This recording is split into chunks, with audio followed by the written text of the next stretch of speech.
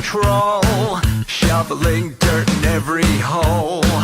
Predators to condemn your soul, watching you and watching me. We're all connected but separated, misunderstood and so frustrated.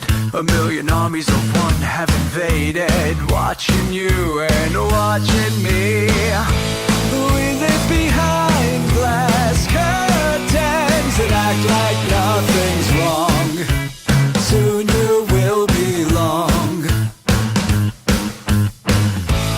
I know you're out there somewhere. We've watched you for so long. Wait for you to fall. We'll expose you all. I know you're out there somewhere watching me. The little brother wants to make headlines, be immortalized. Everyone's got an electric eye with the digital spies. They've watched you for so long. I know you're out there somewhere watching me.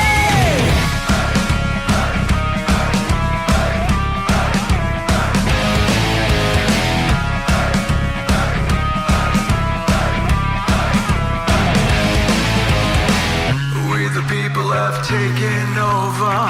We the people are little brother, standing by to dethrone each other, watching you and watching me. Paranoid, the lens is our weapon, desensitized in our lust for attention, democratized by our voyeur obsessions, watching you and watching me. Slaves to perfection, don't let them project you as you are. Reveal your every flaw. I know you're out there somewhere. We've watched you for so long. Wait for you to fall. We'll expose you all. I know you're out there somewhere watching me. Little brother wants to make headlines, be immortalized. Everyone's got an electric eye with the digital spies. They've watched you for so long. I know you're out there somewhere watching me.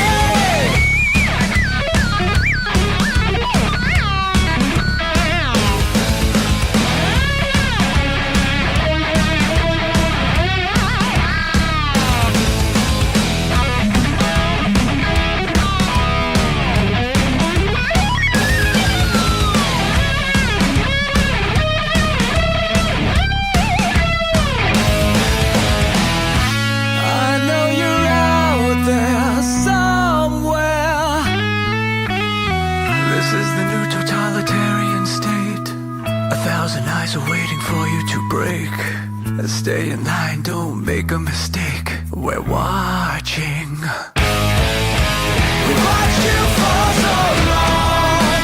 We wait for you to fall. We will expose you all. I know you're out there somewhere watching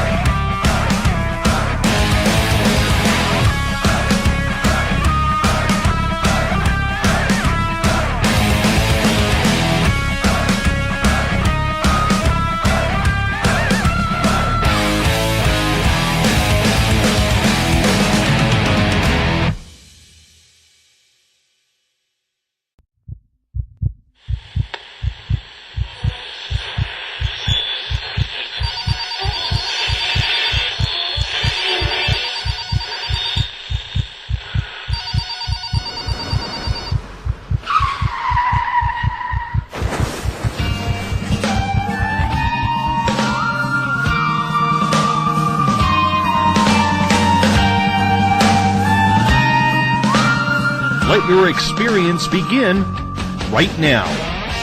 From high atop the mountains of British Columbia to you listening around the world, this is Spaced Out Radio. You can follow us on our website, spacedoutradio.com, on Twitter, @SpacedOutRadio. Give our Facebook page a like, Spaced Out Radio Show. You can follow us on Instagram, Dave Scott, SOR, or on our YouTube channel, Spaced Out Radio Show. Let us play with all our toys. They let us think that we're big boys. They let us make the louder noise, but women rule the world. They let us think we're Superman, that we're the only ones who can be strong, but we break on command, cause women rule the world. Buckle up, space travelers. It's time to go for a ride as we are live on Spaced Out Radio.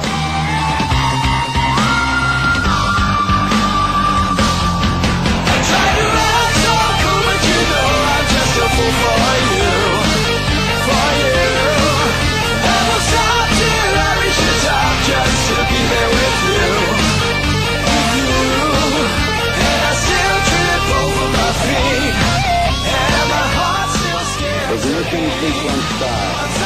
6, 5, 4, 3, 2, 1. Said the deeper I go, the deeper I fall.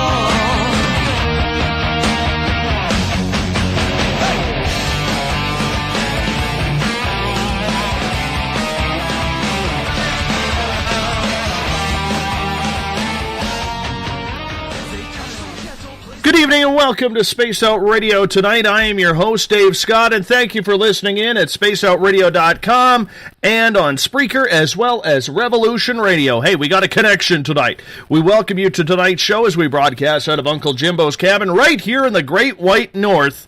I think I'm the only Canadian right now not cheering for the Toronto Blue Jays win tonight, and I'm hearing about it on my Facebook.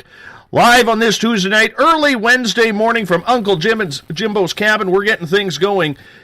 If you're on the East Coast, thank you for staying awake. Appreciate it. Here at Space Out Radio, we broadcast every night of the week as we want to be your official one-stop shop when it comes to the supernatural, paranormal, spiritual, and so much more. If you like our theme music, we can thank the guitar god Ron Bumblefoot THAL, formerly of Guns N' Roses. Bumblefoot is the official music of Spaced Out Radio. We love his sound around this area here. If you follow us on Twitter, you can do so at Spaced Out Radio. Give our Facebook page a like, Spaced Out Radio Show. On Instagram, I can be followed at Dave Scott, SOR. Subscribe to our YouTube channel, Spaced Out Radio Show. Find us on TuneIn. Download our show on iTunes. And our website is spacedoutradio.com. At this time, we say hi, how are you to everyone taking part in the Revolution Radio chat room on the High Plains Talk Radio Network, in the Spaced Out Radio chat room on Spreaker, along with our fans on Facebook at Euphoria Chronicles, Chronicles of the Unknown, Forest Moon Paranormal, and our flagship chat room, the SOR Space Travelers. If you haven't signed up for the SOR Space Travelers Club yet, it's time. With that, you make a $5 donation per month. That's what it averages out to. Your name gets entered into monthly prize draws, access to private group interviews, access to a special section on our website, and much, much more. Hey, we're going to give you a hell of a lot more than just access to our archives. Well, at spacedoutradio.com, you can read our latest blogs, check out the SOR Spacewire by our news director, Eric Markham, and get this. We have now added the SOR Sightlines Report. It's right there for you. If you have had an experience and you want it investigated because you just can't find the answers, fill out a Sightlines report. Mike Schmidt, our investigator, will check it out. He will get in hold of you, take your information. All info is 100% confidential. Try it out today. Remember, if you're a listener on Revolution Radio, the Double R Machine is the largest non-profit online radio station going. Do us a favor, take the time to visit freedomslips.com and donate today. I'm going to tell you right off the bat here, I'm a little screwed right now. There's only 27 days until Halloween, and I still don't know what I'm going to wear. This year's wrecked again, damn it. Well, the good news is I'm too old and too dietary right now to go trick-or-treating, although I'm pretty sure that little SOR will have some candy stolen by me. Hey, 'tis the season for the ghouls and goblins, witches and warlocks to come out and play. From werewolves to howl at the moon and aliens to come down from the skies above. This month we're going to be focusing on a lot of paranormal, all facets of it, starting tonight with Troy Taylor. Now, Troy doesn't do a lot of interviews, but he's got a really cool website, prairieghost.com. And his latest book, you can actually pick it up, Ghosts of the Prairie, History and Hauntings of Central Illinois. It's fantastic. On his website, the one thing I love about it is all the pictures are like black and white and shady, and they're really, really cool because he takes haunting to a whole new level, the way we expect it to be.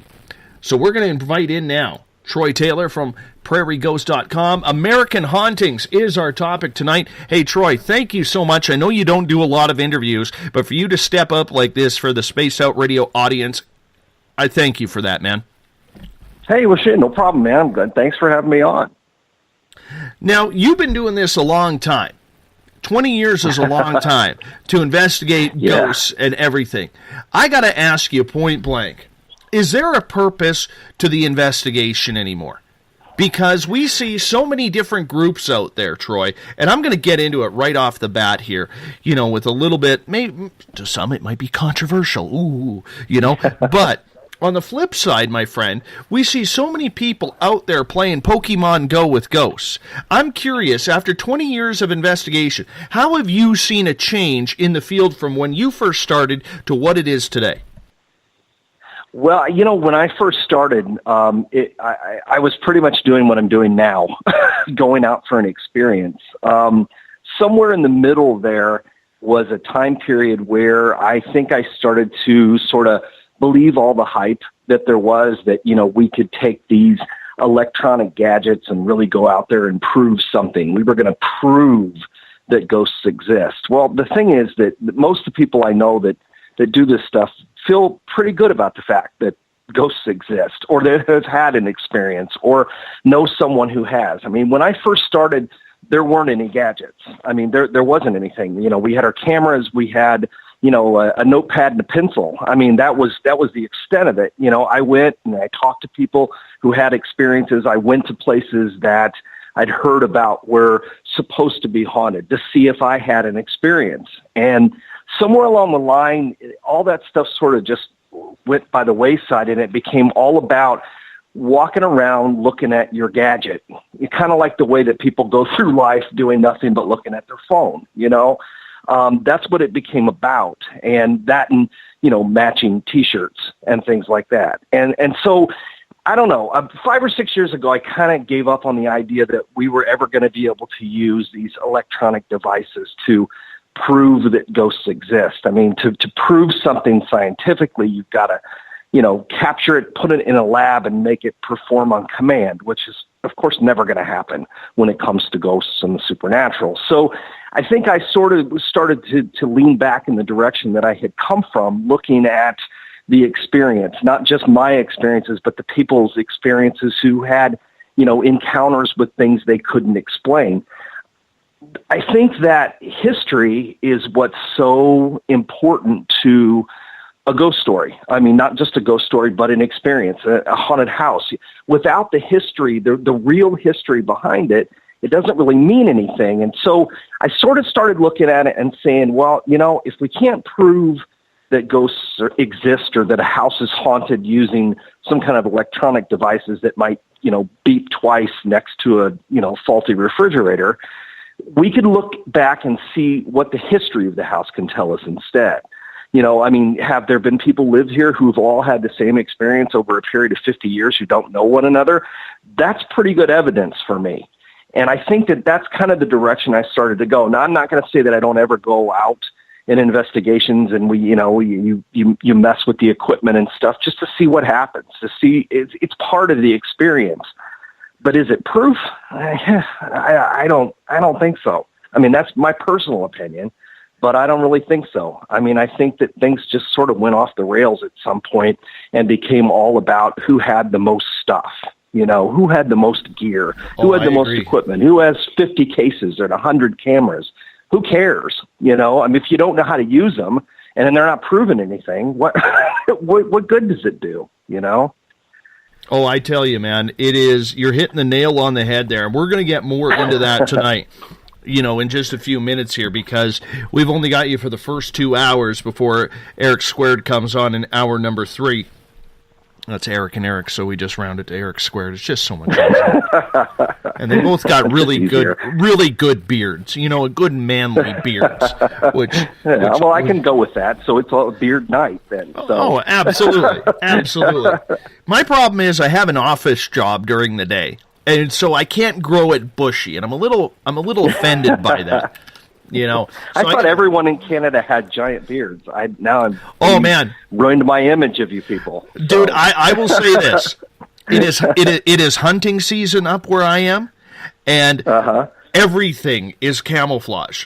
Everybody, that is the fashion. We get that down here too. Yeah, that's down here too, unfortunately. So. Absolutely, absolutely. I want to get into this whole paranormal scheme because I think you have a lot to say about that, especially with the way you take things a little bit differently, and that's why I wanted to have you on the show. Is you do it just a little bit differently. When you started in this field, though, as we learn about you, Troy. Was it in a personal experience that you had that led you to decide to investigate what is going on, or was it just a thrill that you always thought they existed and you needed to learn more?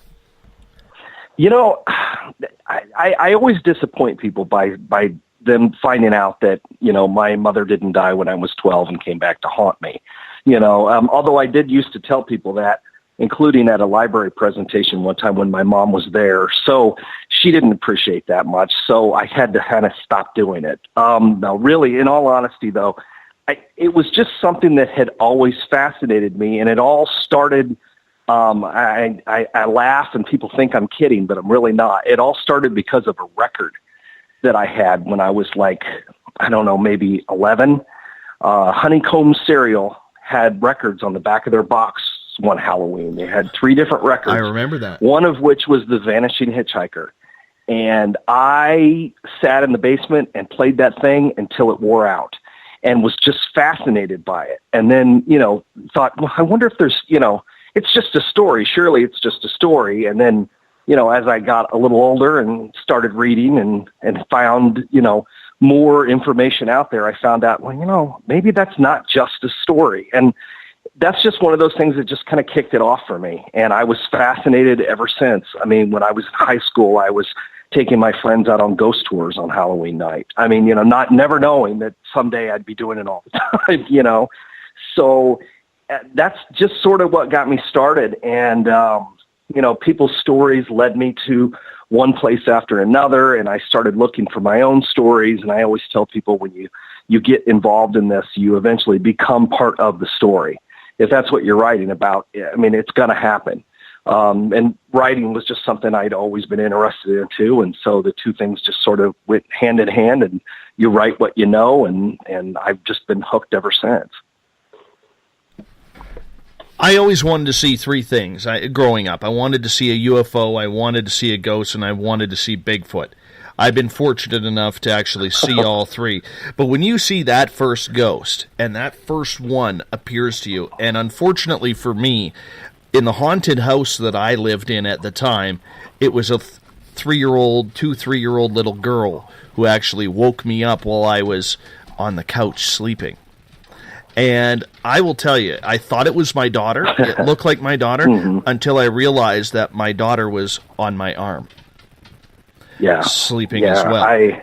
Have you had that weird close encounter experience? Yeah, but it didn't happen for a long time. I didn't see a ghost for many years after I got interested in this stuff. I mean, I'd had some experiences, but I always tell people, I don't see dead people. It's not my thing. I'm a psychic as a doorpost. I mean, it's just not, but I had some experiences. I remember really probably one of the first I felt chilling experiences happened to me. I had an old house that I was in a town where I used to live, and I had decided somewhere along the way you get all these crazy ideas that makes you want to do. And I decided I wanted to be the next Bob Vila, and that was the time period. And I wanted to fix up old houses. So I actually bought this old house.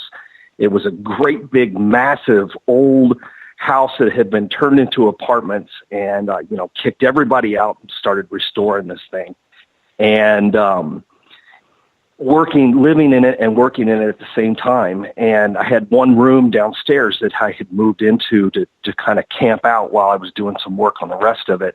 And probably the maybe the second night that I was there, and it was not in the greatest neighborhood, as a lot of those, big old houses often fall into these kind of neighborhoods. And I had just laid down to go to sleep, and no sooner had my head hit the pillow when I heard someone walking around upstairs. Very clearly, a couple of people walking around upstairs. So I just automatically assumed someone had broken into the house. And this is a big place. I mean, it would be easy to miss them. So, grabbing whatever weapon I could find, I went off upstairs to try to track them down. House was empty.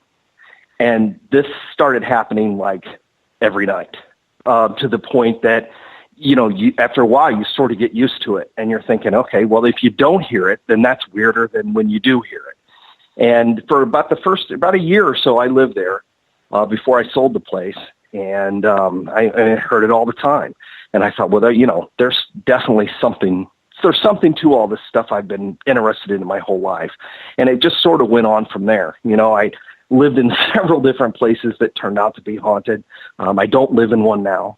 But I have over the years, and it's just, one thing after another happens, and you start to come to believe that it's not just stories anymore. It's not just people telling you their experiences. You've become part of the experiences.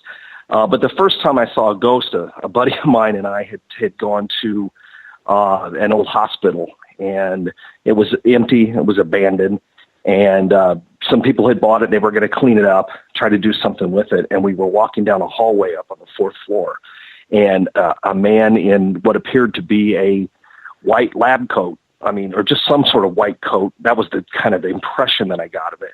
Just walked across the hall in front of us.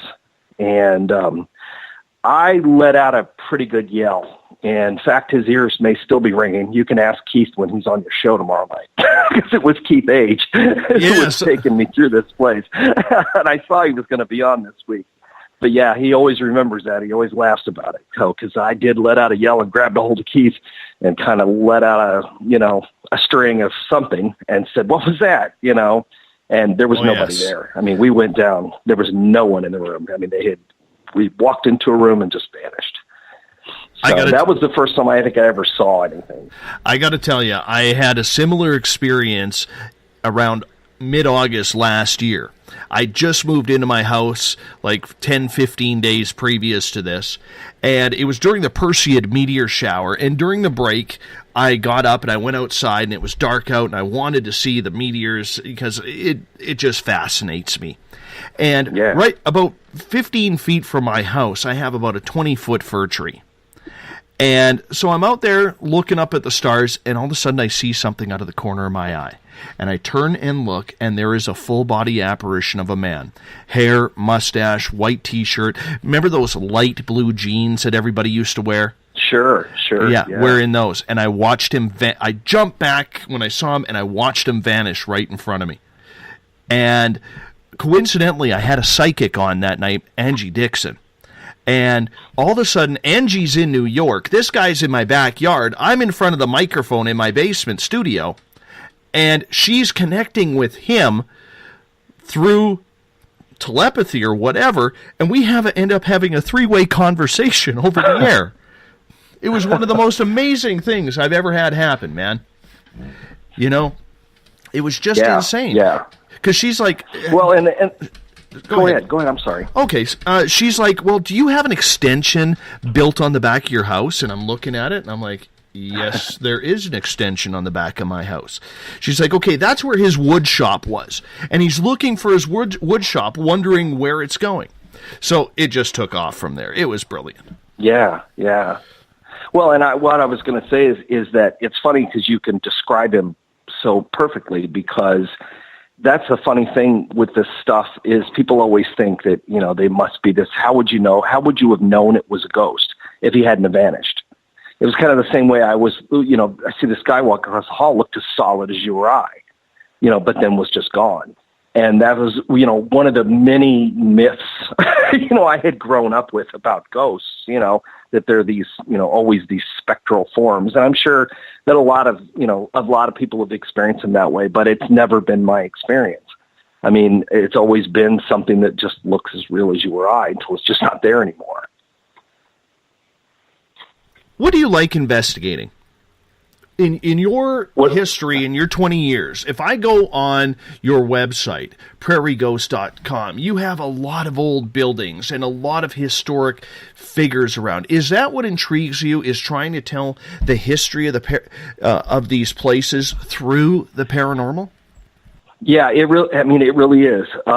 Because I find that there's no good ghost story without a great history behind it, because otherwise there's no reason to know, or no reason why the place is haunted if you don't have a connection to the past.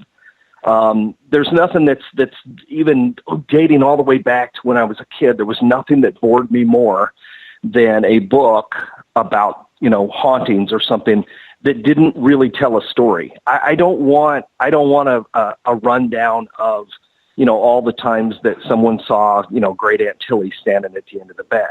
I want to know why a place is haunted, what happened there that would make it become haunted, because I don't know. There's so many great stories out there. And if you look back through historical events, there doesn't seem to be any historical event that you can name, like off the top of your head, that doesn't have at least 1, 2, or 2 dozen ghost stories associated with it.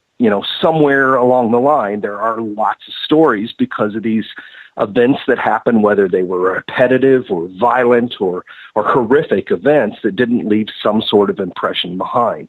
And I've always believed that a lot of hauntings are nothing more than just energy anyway. Just a memory that's kind of left in that spot. And for whatever reason, it repeats itself over and over again. Now, I think that residual hauntings are probably the most common thing you're ever going to run across. But I also think that there are, actual personalities of people who were alive, who died, and who have also stayed behind. But, when you ask, what do you like as far as what kind of places do you like to go to, it doesn't matter. I mean, it can be anything from a house to an old prison to a ship, as long as it's got a history behind it. As long as there's some kind of history there. I mean, one of my favorite places in the area where I live now doesn't have a really in-depth history, but it had enough history that it was so fascinating. It was really just it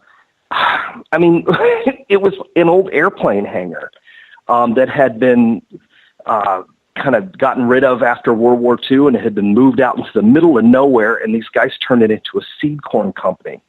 And they went out of business in the 80s during hard times. A lot of the farms, had a tough time in the mid-80s. They went out of business, and one of the employees actually committed suicide in the building and had lost everything and just didn't go on. And 15, 20 years later, they decided, some folks in the area decided to turn this old seed company into an old country music opry. They were going to open it up. They put in a stage, put in a ticket booth, all kinds of stuff, and started putting on shows. And people from all over came. And no sooner than people started showing up at this place, they realized that it was haunted. Something had stayed behind from the past. Anyway, after it had closed down, we got a chance to visit this place on a fairly regular basis and had a lot of really cool experiences there. Never saw a ghost or anything, but had plenty of times when groups of us had experiences all at the same time with, voices or sounds, footsteps, you name it. It was a cool place, and it was only a cool place because it had this history behind it. Otherwise, it would have just been a building out in the middle of the cornfield, and that's just a one place I pick off the top of my head, because without a history, what's the point, really? At least for me. Well, this leads into my next question. We got into it just a tad bit a couple of minutes into this show. What then, in your opinion, when you look around and you see all of these different paranormal groups. There's over 36,000 registered online in the United States alone. What should be their goal then? Should it be, you tell me, and then I'll tell you what I think. Okay. Well, I mean, that's funny. When you hit 36,000, I can't even believe that. When I first put up my website back in 1995, there were like 12 websites about ghosts on the internet. I mean, there weren't any, you know, it was such a new thing. It's funny that there's that many now. You know, I think that, I mean, I don't know if it's, I don't know that I have the right to say what I think other people's purpose should be, because I've always been a believer that there are no experts when it comes to this stuff. I mean, there just aren't. I mean, you can't be an expert about the supernatural because no one knows how it all works. No one really understands it. But I know what you're saying. Things have changed so much, and, you know, it has gone from people who are really eager to just find some answers. You know, I think that's when we all started doing this stuff and we started, you know, investigating, and we had groups that we went out with and did these kinds of things. I think that our main thought behind it was to see, you know, is this stuff for real? I mean, is there really something going on out here? You know, and if there really is something going on, if places really are haunted, then that gives us the idea that, you know, there is something after this. I mean, once we die, you know, do we move on? Do we stay here? Is there some sort of existence after that? And I think that's how I think that's how it started, you know. And I mean, obviously ghost hunting wasn't invented 25 years ago. I mean, it's been around for a long time, which sadly so few people know, you know, where this really all started, you know, back in the 1800s and the early 1900s. But sticking with the modern era, if we just go back, you know, and I think, like I said, when I started, I think that was the main thing we got into. It was exciting, it was fun, it was something different. And somewhere along the way, somebody said, oh, you know, somebody should make a TV show out of this. And that, I think, is when, I think that's when things really started to go off the rails.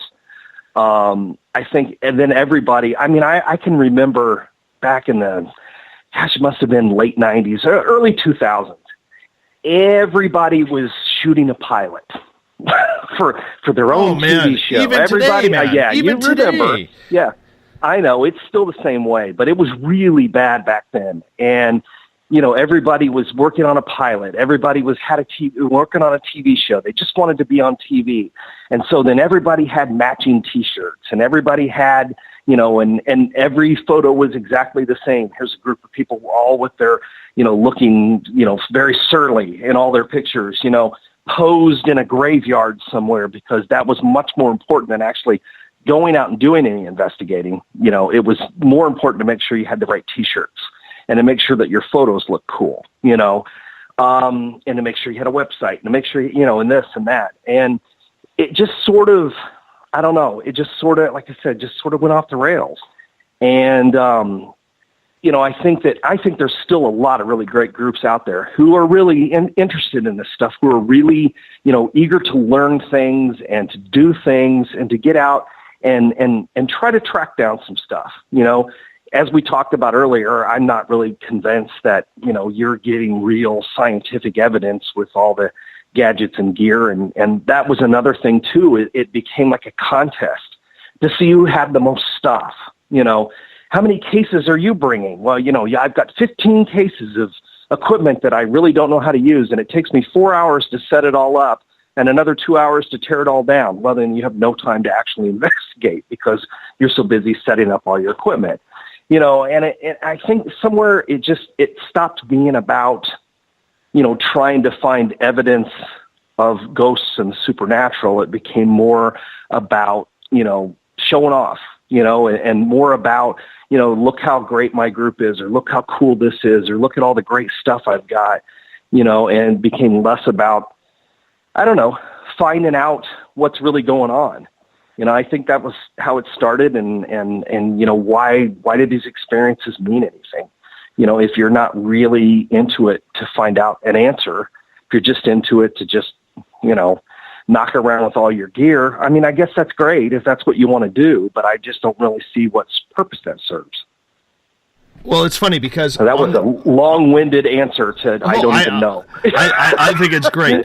I honestly think it was a great answer, and I'll tell you why. Because I have a lot of groups who will approach me and say, "Hey, you know, we're getting into the radio circuit. We'd love to chat about the paranormal with you." And I say, "Okay," and I vet these groups. I learned very early. Now, this show is only 21 months old, okay? But I learned very early that when it comes to paranormal teams, most of them are as aloof as can be.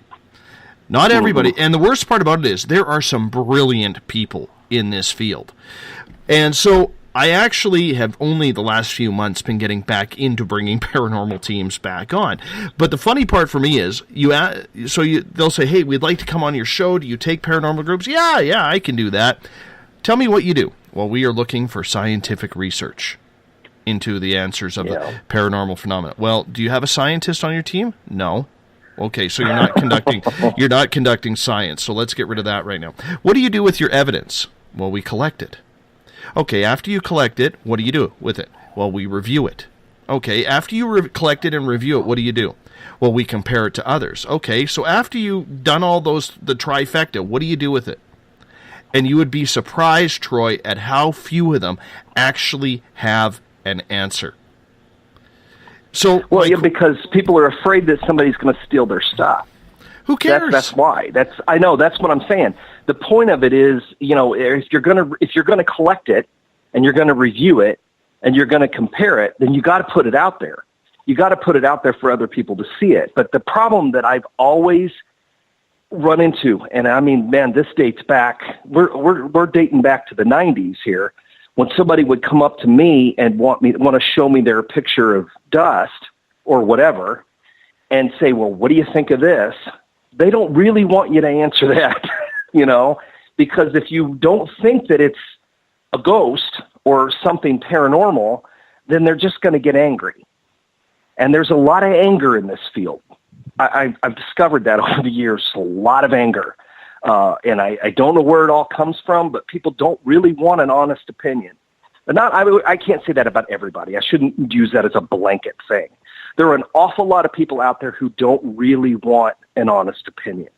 And after a while, I just got to the point where I would just go, boy, I don't know, and just leave it at that, because that was such a big thing for the longest amount of time. You know, I used to fight with people over, you know, in the early days with digital cameras, because back in the 90s when you had a digital camera and you could take all kinds of great pictures with it, but where was your evidence? I mean, what did you actually have? Do you have a negative? No. Do you have any kind of data that would say if it was manipulated? No. But once that changed, then suddenly you had something that was worthwhile. But technology wasn't ready for ghost hunting at the time, you know, and so that, again, you get into this thing where people don't really want an honest opinion. And I think that's the same thing you're talking about. Well, what are you going to do with it when you have it? If you don't put it out there for people to see, if you're worried about people criticizing your stuff, then you probably shouldn't be doing it at all. And if you don't want to share it and put it out there for people to see, then what's the point? I mean, that's like smiling in the dark. It feels real good to you, but nobody can see you doing it. Well, I think for me, the biggest issue that I have, and I don't want to be picking on making this a paranormal pick on. Oh, tonight. I know. No, me either, yeah. But I think the biggest thing that I look at when I look at the paranormal, there's only a couple of things that I want to know. We could be, with all of these brilliant minds that are in the field, take away the ego for a second, with all of these brilliant minds that are out there, you always hear people say in these groups, we want the mainstream to take us more seriously. We want to be believed, you know, to prove to the scientists that this is real phenomena. Okay, if you want to do that, why not conglomerate the brightest minds of the paranormal? And instead of going to a TV show, you have the opportunity, because you're working closely with it, to solve life's trillion-dollar question, which is there life after death? We all want to know, because we're all going to die. And yet nobody in the field actually seems to be wanting to solve that bloody question. And it baffles... Well, they don't want to cooperate with anybody, that's why. Well, that too, but yeah. I can't recall the last time I actually spoke to someone in the paranormal field who says, I am trying to solve the mysteries of life. Because I could tell you this, Troy, I suffer from anxiety badly. Okay, and one of my biggest anxious moments, to the point where I will actually go screaming and running down the street, I haven't done it in years, knock on wood, but I've done it in the past, is knowing that I am going to die. Because I kind of like it here. I like watching my kids. Yeah. I like the mountains. I like waking up in the morning and I have deer in my backyard. You know what I'm saying? Yeah. I love that stuff. And I don't want to give it up, but if I knew that there's something else and it's finally proven... well, how would that change the world? How would that change people's attitudes? You know what I'm saying? Yeah, yeah. And nobody wants to solve that question. Everybody wants to play Pokemon Go. Yeah. Well, it's a good way to look at it. You're right. Yeah, I don't know. It's baffling. If you had to ask me that same question, do you want to solve all the mysteries of life? Well, do I personally? I don't know that I need to. For me personally, just because I don't feel like I'm the guy to solve the mystery, for one thing. I just don't know that I am. I think there are people out there who are much more brilliant than I am, who are doing this kind of stuff and could conclusively prove it. But for me personally, I guess, I guess I have faith. I mean, and I'm not even talking about in a religious way. I'm talking about the faith that I've had enough experiences of my own to know that there's something on the other side, and at some point I'm going to see it. Am I eager to get there? No, not really. I like you. I like it here. But I kind of feel like that I already know that there's something after this. I mean, I'm not going to say I think it's going to be better. It's just going to be different, and I'll be interested to see what it is. And I think that hopefully at that point I'll have answers to a lot of other questions that I have,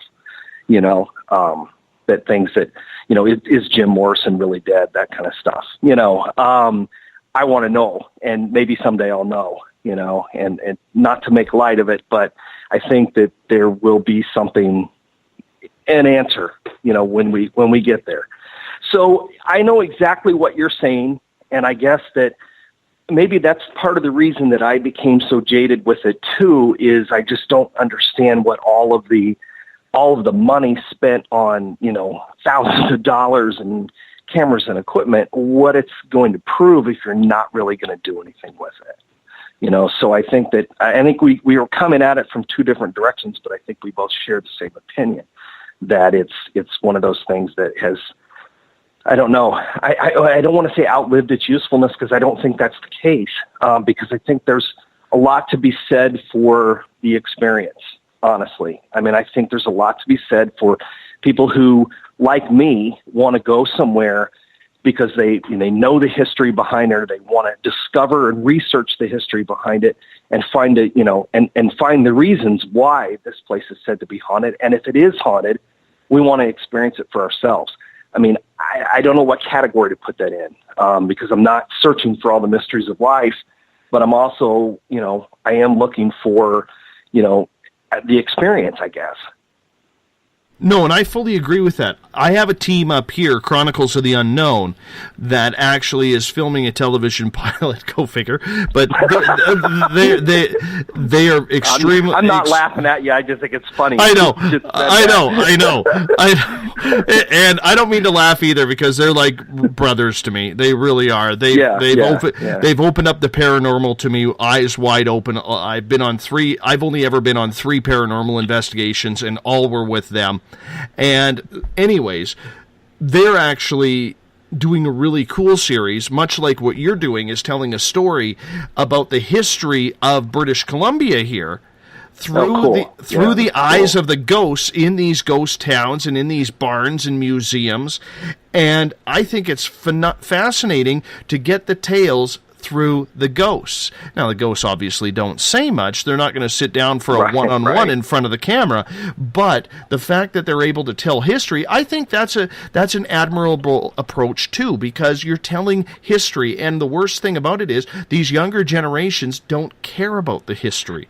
You know what man, I'm I saying? know. But they do. But when you do it in that way, but when you introduce it in that way, you'd be surprised at the amount of people that do. I mean, over the years that I've been writing, you wouldn't believe the number of people I've met who said, I hated history, just hated it, hated to sit through it in school. It was awful, but I've really enjoyed this. Whether they're on a historical ghost tour or they've just read one of my books, which are, will choke you to death with history if you don't like it. You got to learn to like it or you just can't read the book. So and I'm not going to change that, but I've had a lot of people who've come to me and said, I really enjoyed, I got a love for history out of this. And I think it's really important. And I kind of made a side comment about that a few minutes ago about the fact that people don't know the history, the people who are involved in this field and don't know how it all started. They don't know, why they do the things they do. They don't understand that a lot of this stuff is 75 years old. We just have different names for it now or different gadgets for it now than we ever had in the past. And it's a shame. And oftentimes that gets taken advantage of by people who, they'll take advantage of people who don't know the history. A lot of the television shows and stuff will, they think they want to act like they're introducing something all new, and it's really just the same old stuff that's been going on for 150 years. Or I think I got really irritated this summer when there was a movie that came out that put some well-known people in a place they really weren't in, and everybody bought it. And I'm not going to, I know that sounds very vague, but it was very frustrating to me because there were real people involved in that story who got shorted out of it, because they wanted to put a famous couple in it instead. And that kind of stuff really irritates me because I feel like the people who did the real work should be given credit for it.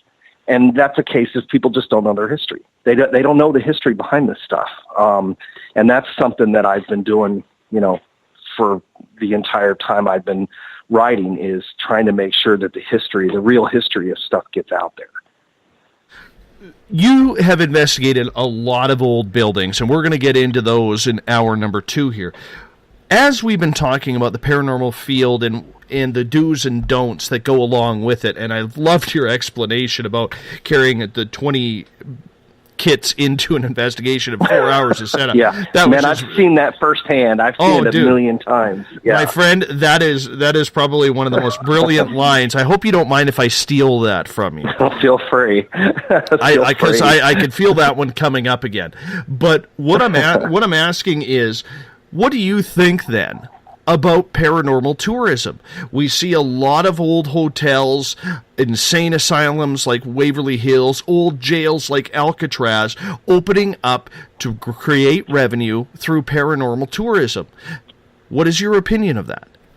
Well, the thing is, the stories were already there. It's not like they're, my opinion of it is great because it just opens it up for people like me who love the history behind these places to get to see them and to hear about the experiences. I mean, if people are making stuff up, obviously that's not good. And I know of a couple of places that, have created their own history. Even when you show them the actual history, they deny it or ignore it, more likely ignore it. But when places do open up for that and accept the fact that there are those of us out there who will come, and believe me, man, that has been an uphill battle because I've been in the tour business since 1994. I mean, long before there were very many ghost tours out there. And so I've been in the business, and it's tough sometimes to get people to understand that we want to hear your ghost stories. It's not something for you to be ashamed of, and it's not going to bring weirdos and freaks. Well, I mean, it might bring some, but no more than any other kind of place would. It's not going to bring weirdos and freaks who are going to come and tear stuff up. In fact, the people who I know who are ghost enthusiasts who, want to go to places and experience the places and hear about the history, love the historical aspect of it more than just your average Joe off the street, who a lot of these places have catered to for years with no success or with little success. And they find themselves, in a money crunch, and it's like, well, what do we do? Well, I guess we could, I guess those freaky ghost people who've been wanting to come here for years, I guess we could let them in. And now that's become kind of an in thing to do. And a lot of these places that were closed to us for forever now are opening themselves up again, or just opening themselves up for the first time for people who are in the ghost field. And, it can be good or bad. Like I said, there are places who do make up things, or, an inn who suddenly becomes haunted, and so people then start coming to stay there. Obviously that's, a little on the disreputable side. But on the other hand, the places that are out there, say Alcatraz, for instance, well, we've been hearing that place is haunted for 50 years. Since it closed down, people have been talking about ghost stories there, but they never wanted anything to do with the ghost people. Well, they're starting to find out that that's the wrong way to go. And I'm glad. I'm glad about it. I think it can be a double-edged sword, as far as, the good side and the bad side of it. But for the most part, I think it's a good thing. I really do. I think that the more that people can be exposed to this stuff, and that it's not some kind of, terrible underbelly of tourism.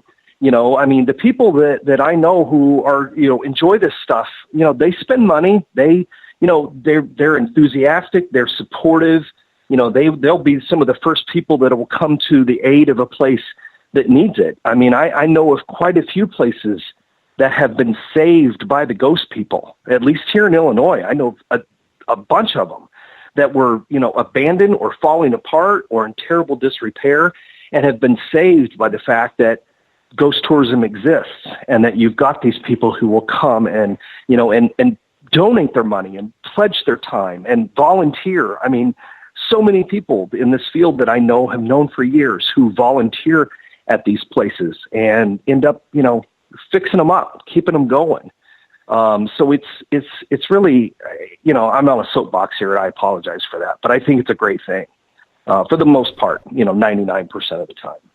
And I think it's great, too. I know someone very special to this show, Alicia Trees, and she actually volunteers at the Shanghai Tunnels in Portland, Oregon, where they do paranormal tours every weekend. It's one of the ways they raise money to keep the facility going. And I agree with stuff like that. I really do. Yeah. I think the big issue that I'm trying to figure out is we know that place is haunted. We know Waverly Hills or some of the buildings in Illinois that you were talking about are haunted. Mm-hmm. And yet all these paranormal groups go in there who've been investigating for so-called years, come out and say, guess what? We got in there. We got EVPs. Yeah. We got a shadow. That place is totally haunted. Go figure. Really? Yeah. Really? Yeah, I know. I mean, you went to a paranormal tourism event. I would have never known that it was haunted. Yeah, well... And I think that it, and that's one of those things too, that sometimes you get, a lot of times you're talking about a group that's new, it really hasn't done this and doesn't have the experience that they have any business in private homes at all. But going to things like this, they can get some experience. I guess my issue with that isn't so much that they're there having a good time getting the experience. My issue becomes when they're convinced that they're the only ones, who have ever gotten anything there, or that they're the only ones who have the right to be there, and that's when I think I kind of have an issue with it is, I don't think there's anything wrong with people going and wanting the experience, because I encourage people to do that because it's something that I really enjoy myself. And so I want to go to these places, and if it means that I end up sitting around in the cellar for 4 hours in the dark and nothing happens, well, that's okay, because the next time I go, maybe something will. And again, see, I'm going back to that for me personally. I go for the experience. I love the experience. I know I'm not the only one. There's a lot of people out there, and I don't necessarily have the need to try to document everything that happens. If I have the chance to do that and something happens, cool. And if not, I've got 10 people who it may have happened to. I want to hear their stories. I want to hear about what happened to them. And I'm okay with that. I don't have to have, brought 52 different kinds of equipment with me to have an experience. I'm good. If I'm there and I'm having an experience, then I'm okay with that. So, and I mean, that doesn't work for everybody, and I get that, and that's fine. But I'd rather go have an experience and then tell you about it, whether I talk to you on the phone or I tell it to you in person or I write it in a book. That's fun for me. That's enjoyable for me, and that's what I get out of all this, I guess. And you know what? I don't want this show to sound demeaning towards the paranormal, because there are some brilliant people, as I said earlier, in this field. It would just be nice. Oh, no, I don't think it's coming across that way. No, I don't think it's coming across that way. Oh, okay. I know what you're. Yeah, no. I know what you're talking about, and I think we both are on the same wavelength with this kind of stuff, and neither one of us is negative toward any of it. It's just that there are certain aspects of it that it would be nice if it was different. Does that make sense? Exactly, because it would be nice if people could separate, going to a paranormal tourist hotspot, whether, like I said, Gettysburg, for instance, rather than being if you're going to be an investigative team that goes to these paranormal tourist events or places you already know is haunted, leave that to be your thing. Stay away from people's houses. Stay away from trying to help people, because you know what?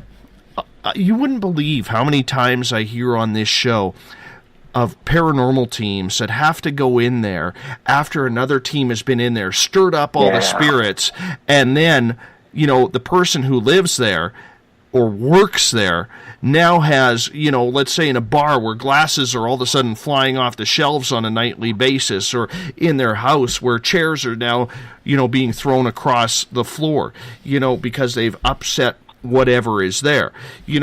I wish that we could, if you want to do the touristy stuff and go play with ghosts, that's fine.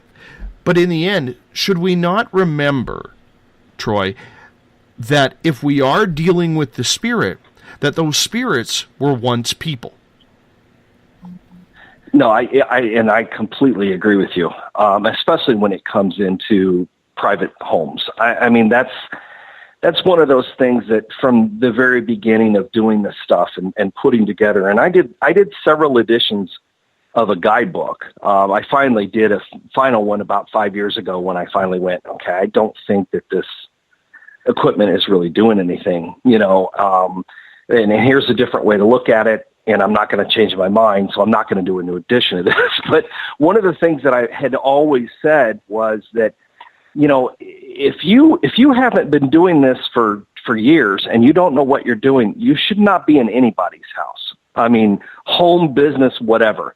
If it's a private location like that, man, that you're just asking for trouble. I mean, from so many directions, not just like what you said, with you coming in and, stirring up the ghosts or stirring up the energy and making things worse when you've already got people who are frightened anyway. I see all the time, I'll see something about, oh, we just want to help people. Yeah. How long have you been doing this? Oh, about a year or so. And it's like, man, seriously. I mean, it really requires a lot of different types of people in your group to be able to do something like that. I mean, I think that you need to have really people who know what they're doing. I mean, there's just so many problems. I mean, and not just the spirits, but I mean, you're asking for all kinds of potential issues in the kind of litigious society we've got today. I mean, that's a good way to end up with a lawsuit or something. Just so many things that can go wrong. And that's one of those things where unless it's somebody that personally, I tend to kind of try to steer people away from doing that kind of thing. I just think it's a bad idea. I really do. So what do you think should be the goal of people who want to go into residential hauntings? Because this is where it gets dangerous. We have people who are the debunkers who want to go in there and disprove everything. And then we have the people out there who like to stir things up because they feel that's the way they get the best reaction to the spirits. Yeah, I know. What is your opinion of what should be the ultimate team going into a residential? or a business. Well, I think that. Yeah, no, go ahead. Or a business that is haunted. Well, I think that you need that everyone should approach this kind of thing as an optimistic skeptic. I mean, you keep your mind open to the possibility that the place is haunted, but as we know, anybody who's ever done much of this stuff can tell you that 9.5 times out of 10, there's an absolutely natural explanation for anything that's being reported. Now, I'm not saying that you go in as a debunker and just disprove everything, but I think that's the way to approach it first, is to go in and go, okay, but let's look for a natural explanation for any of these things, all the things that they're telling you. And anybody who would take a phone call from somebody and, show up at their house the next night, shouldn't be there at all, because there's a process to all this stuff that I think that needs to be done. I think that there needs to be some time to, for the homeowner, business owner, whatever, to document themselves exactly what's going on. What's happening. Give it a couple of weeks. What's going on during this time? What are the things that are happening? When is it happening? What are you seeing? Who's seen what? And that's a good way right there. Before you ever even walk in the door, you've already got a pattern. You've established a pattern, or maybe you haven't. Maybe there is no pattern, which is interesting in itself. But if there's a pattern, you can figure out the pattern. I mean, you've got a place to go. You've got a place to start. Troy, I'm going to cut you off right there. We got to hop out for a break. Right. Troy Taylor, our guest, American Hauntings at prairieghost.com. We'll be back right after this. Looking for news beyond the mainstream news? Head to spacedoutradio.com and check out the SOR Spacewire. This is Spaced Out Radio's Eric Markham, news director for the SOR Spacewire. Daily, I will bring you intriguing stories and outlandish reports from what's going on around the world. UFO sightings, paranormal activity, conspiracies, alternative health, and so much more. And if you have news, email me at news@spacedoutradio.com. Hi there, I'm Butch Witkowski, lead investigator with U4Cop. On the final Monday of every month, you can listen to me and host Dave Scott on Spaced Out Radio's Strange Days. We're going to get to the heart of the matter when it comes to what's happening out there. People are seeing and experiencing things from ET contact to Bigfoot, and I want to hear about it. Your experiences are what we investigators need to help solve these unknown mysteries, so tune in at spacedoutradio.com. Have you had an experience you can't explain? Had a run-in with ghosts, maybe Bigfoot, or seen lights in the sky? Hi, I'm Mike Schmidt from the SOR Sightlines. I'm here to investigate your sighting. Head to spacedoutradio.com and fill out a report on the Sightlines. All your information is 100% confidential, and I will help you figure out what you've been seeing. File your report, and let's find out the answers together.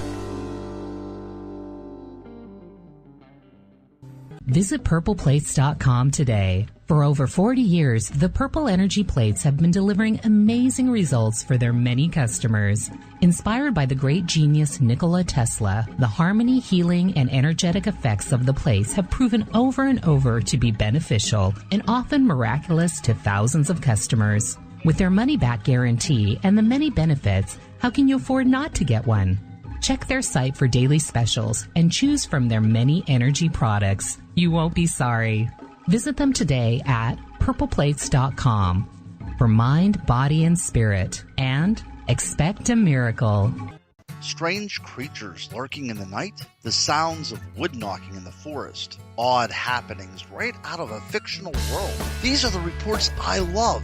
Hi there, this is author Ronald Murphy, and I would love it if you join me and Spaced Out Radio host Dave Scott the second Wednesday of every month on our journey into the unknown land of cryptozoology at spacedoutradio.com. From Mothman to Frogman and everything in between. Hey, they don't call me the crypto guru for nothing. Are you interested in advertising on Spaced Out Radio? Head to our website at spacedoutradio.com and click on our advertising tab. There, you will find an assortment of ways you can get your product out there with us, from radio commercials to banners and social media. Have a product you like our hosts to endorse? We can do that too. Visit spacedoutradio.com for more details. From British Columbia to Northern California, Pacific North Weird has Cascadia covered. Check out our feature videos at spacedoutradio.com, where I, Vincent Zunza, and my super sleuth partner Alexandra Sullivan track down the weird and strange stories from around the Pacific Northwest. From Bigfoot to Mel's Hole and everything in between. This is what makes life exciting. So why report the normal when we can report the Pacific North Weird? Right here at spacedoutradio.com. Oh, there's only one way to rock. Loud and proud. In high definition. Radio 702 rocks. Las Vegas. Have you ever had an extraterrestrial experience? One you just couldn't explain? Well, maybe I can help. Hello, I am Samantha Mullet. On the second Tuesday of each month, I will join Dave Scott on Spaced Out Radio to bring a human aspect to ET contact. It's something I've lived with my entire life, and I'd love to help you understand. Let's share our experiences. The ET Experience, the second Tuesday of each month, only on Spaced Out Radio. Hi there, this is Jolene with Rivulet Reiki and Readings, and I want you to relax. Let me help you chill out and get in touch with your body, mind, and soul. In this busy world, sometimes we need to let go, and this is where I can help. Visit my website, rivuletrr.wix.com/rivuletrr&r. Every Saturday and Sunday night, as Dave Scott wanders aimlessly in the wilderness. You can come hang out with me, James Tyson, in Spaced Out Weekend. Starting at 9 p.m. Pacific, midnight Eastern, I'll take you along as we talk with some of the best experts in their fields. SpacedOutRadio.com is the place to find us. So sit down, relax, put your feet up. Enjoy the topics like the paranormal, supernatural, intuitiveness, and so much more. Hope to see you there. Hi there, this is your psychic medium, Joanna, and I would love it if you would join us every other Sunday on Spaced Out Weekend. With host James Tyson, we'll bring you personal psychic messages on two mediums and a large. Questions about love, life, career changes. We would love it if you would come and join us live. Call in and listen in for the experience. Allow us to open the doors to your other side. Two mediums and a large, heard only on Spaced Out Weekend at spacedoutradio.com. Would you like to become one of our space travelers? All you have to do is click on the Space Travelers icon at spacedoutradio.com. For only $5 a month, you can get access to some great prizes, as well as private monthly shows, newsletters, and a members-only section on our website. Become a space traveler today.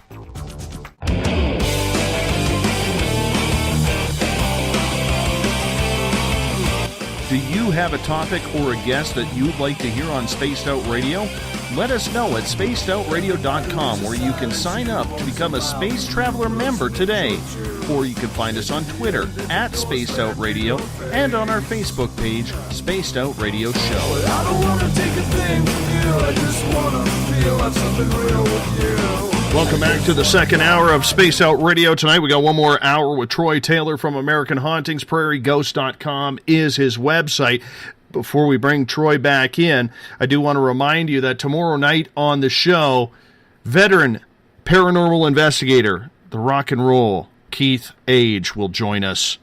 And Keith is going to come on with some really good stories tomorrow night, 9 p.m. Pacific, midnight Eastern time, as we continue Paranormal October right here on the mighty SOR at spacedoutradio.com. Bill Cardwell, who is sipping the good juice right now because his Toronto Blue Jays have advanced in the American League. And I'm a Yankees fan. I know, token Canadian, not cheering for the Blue Jays, the home country team. Just not my thing. I'm a Yankees fan. Well, he set an impossible password for tonight if you're an SOR space traveler. Unpropitious. No, I got that wrong. Yeah, I'm not even going to say it. Unpropitious. Unpropitious? Whatever. That's the password for tonight. I probably butchered it, but Bill will probably correct me, and I won't earn a Katy Perry for that, but that's okay. If you want to follow us on Twitter, you can do so at Spaced Out Radio. Give our Facebook page a like, Spaced Out Radio Show. On Instagram, I can be followed at Dave Scott, SOR. Subscribe to our YouTube channel, Spaced Out Radio Show. You can tune us in on TuneIn. You can download this podcast on iTunes And our website is spacedoutradio.com. While there, you can sign up for the SOR Space Travelers Club. It's only $5 a month. You can listen to our resident guitar god, Ron Bumblefoot THAL, formerly of Guns N' Roses, who does all of our music. You can read the SOR Spacewire, check out our latest blogs, and if you've had a really cool experience or an unexplainable one that you need answers to, fill out the SOR Sightlines report. We'll have an investigator contact you. All your information is 100% confidential. Troy Taylor is with us for hour number 2, and then in hour number 3, we'll have Eric and Rob come on in, and we'll continue talking about the paranormal. Troy, welcome back. Hey, yeah, I'm here. I think you thought you lost me there for a minute, but no, I'm here. I have not gone to sleep on you or anything, so.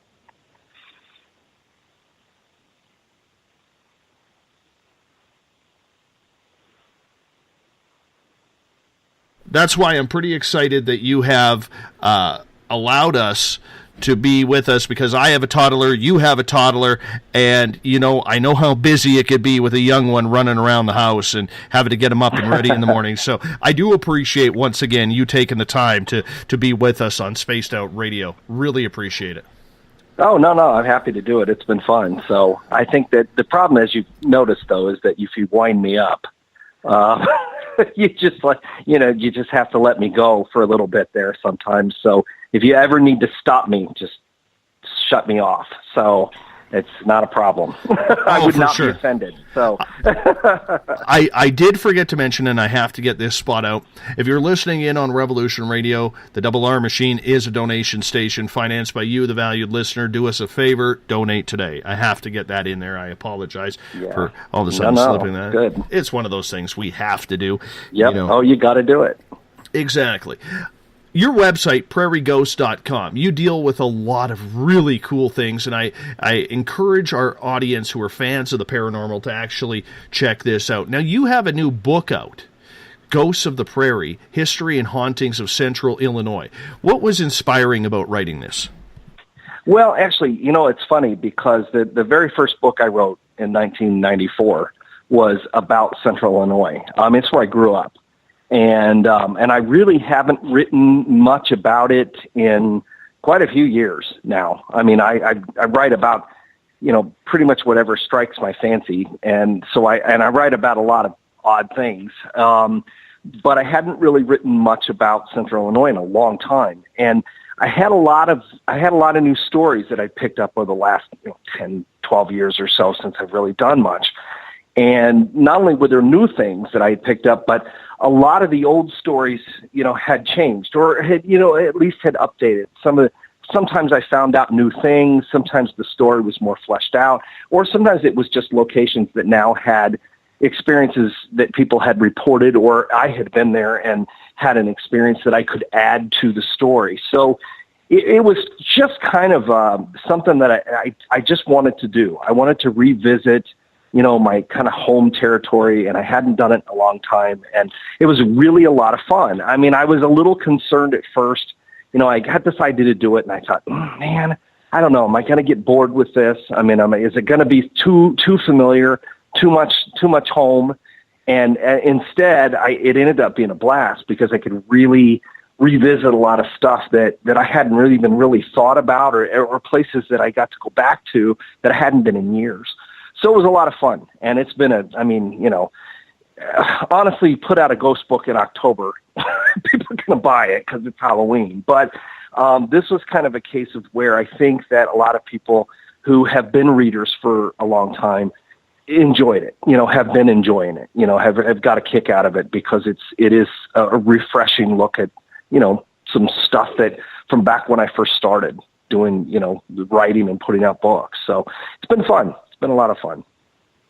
Was it nice to travel down the history of Illinois once again? Because as someone who is born and raised there, a lot of people may not, they drive by these places and they may not know what it's about or what it's truly, happening in these old rundown facilities. And you kind of break it down and bring that history, that life that was not so long ago, right back to it.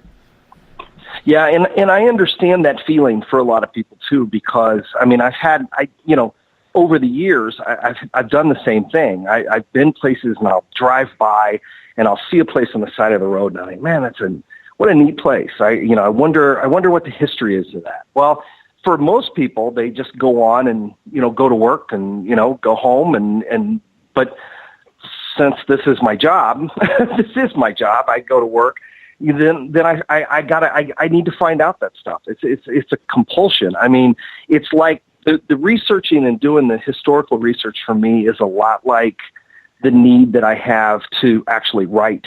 I mean, even if I never published anything that I wrote, I'd still be doing it. I'd still be writing because it's just something that I have to do. I mean, it's just something that I need to do. And the research, the historical research is the same way. Just for instance, there was a house that I used to see on the side of the road when I would either drive up the interstate, which used to be Route 66 through Illinois, and I would drive up the interstate and I would see this house over on the side of the road north of Bloomington, Illinois. And if I was on the train, I'd always watch for it. I'd always watch for this house because it was just really unusual. Out in the middle of nowhere, it was this big brick mansion, and it was just sitting there and sitting empty. And it's been empty for as long as I can remember. I mean, back to when I was a little kid, when I first saw it, I remember this building. So finally, I've got to find out what this is. So I just went. I mean, I went there. There was no way. You couldn't get in. It was locked up. It's been boarded up for forever. And so I went to the closest town and just started asking people. And eventually they sent me to the right place and found the whole history behind this place. And I mean, there was this great history behind it. And not surprisingly, a ghost story. Because this house had belonged to this family, and there had been like a current of insanity ran through the family, and a number of them had been sent away to sanatoriums over the years, and one of the children had died in the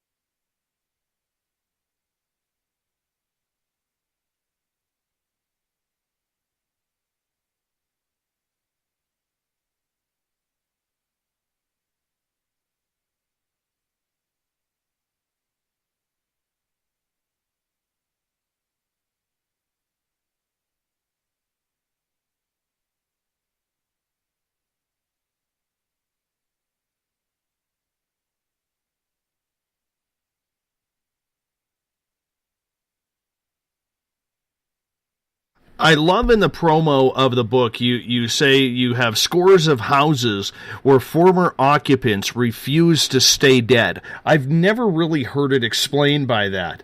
I've never really heard it about that. So could you maybe break down for us why people are so interested in the fact that, there are people out there who are refusing to stay dead? Well, I think that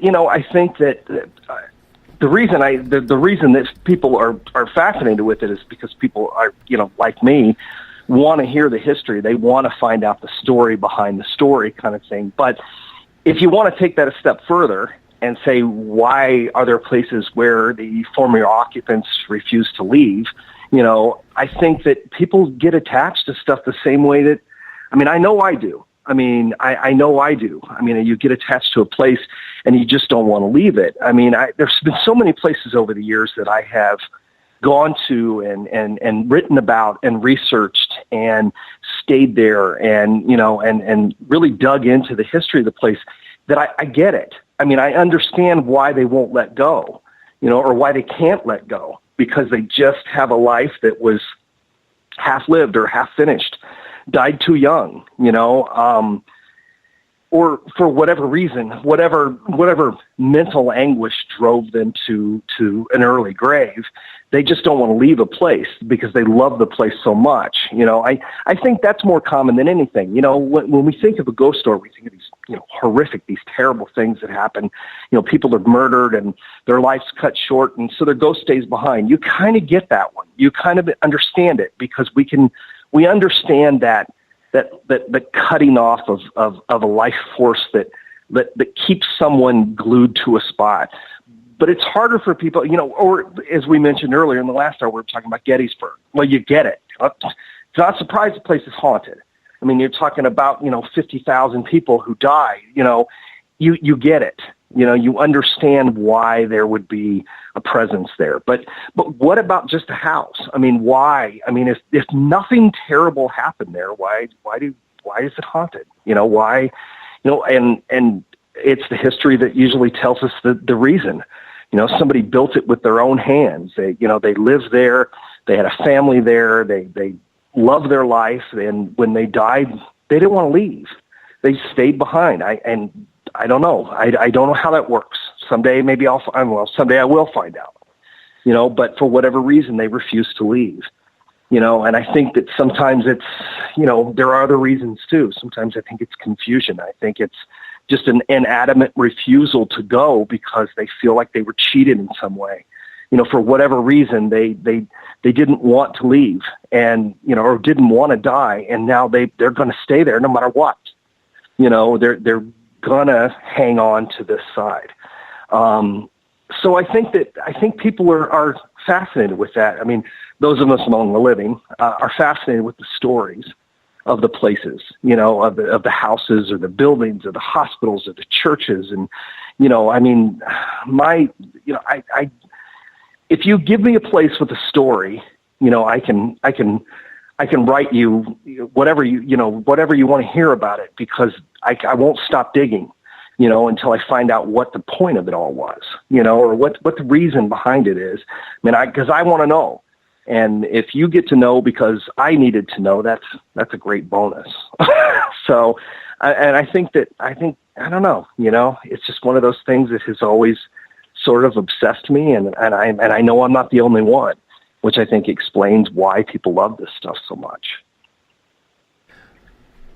We have a lot of ex-military who listen to this show, and I would love for you to explain what you found in some of the abandoned military bases that you checked out. Well, and I think that's kind of a case of, when we talk about battlefields, you can talk about pretty much anything connected to the military, and you'll find a ghost story. I've got a buddy who, he's a police officer in St. Louis and is a military guy. He's been in the reserves for, years. I mean, he's a colonel now, and he's been around so long. I mean, he did a couple of tours in Iraq, and, and he's written a lot about military bases.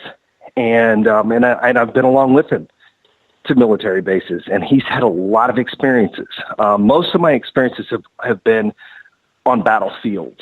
And again, it's one of those things where I always like to tell people that, listen, I am as psychic as a doorknob. So if I'm having experiences, you've got to know this place is super haunted because if I'm having an experience, then there's really got to be something going on there. So people who are more intuitive than I am should be experiencing a lot. But one of the places that I wrote about in this book is an Air Force base that was located in East Central Illinois, and Chanute Air Force Base, and it was closed down back in the 90s during the big round of all the base closings that had took place all over the country, and they were really cutting back on things, and it was one of those stages of American history. And the base had been around since World War I. I mean, that's why it was built to train pilots back in the very beginning of there being pilots, fighter pilots.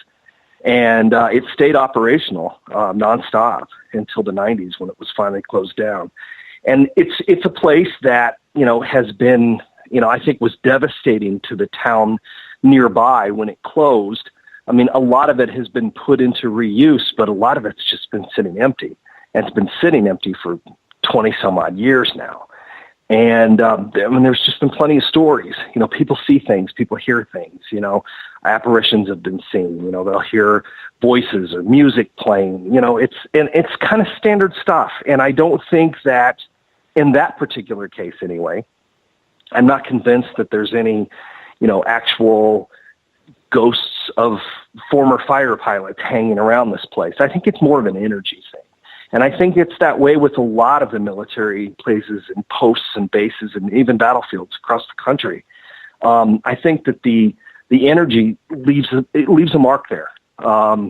In a residual haunting, it's just this energy, this memory that sort of repeats itself. And I think that a lot of when and where we hear it has to do with, again, that's one of those things we can't really know the absolute answer to, but it may have something to do with the weather conditions. It may have something to do in some places with the actual ground that it happens on.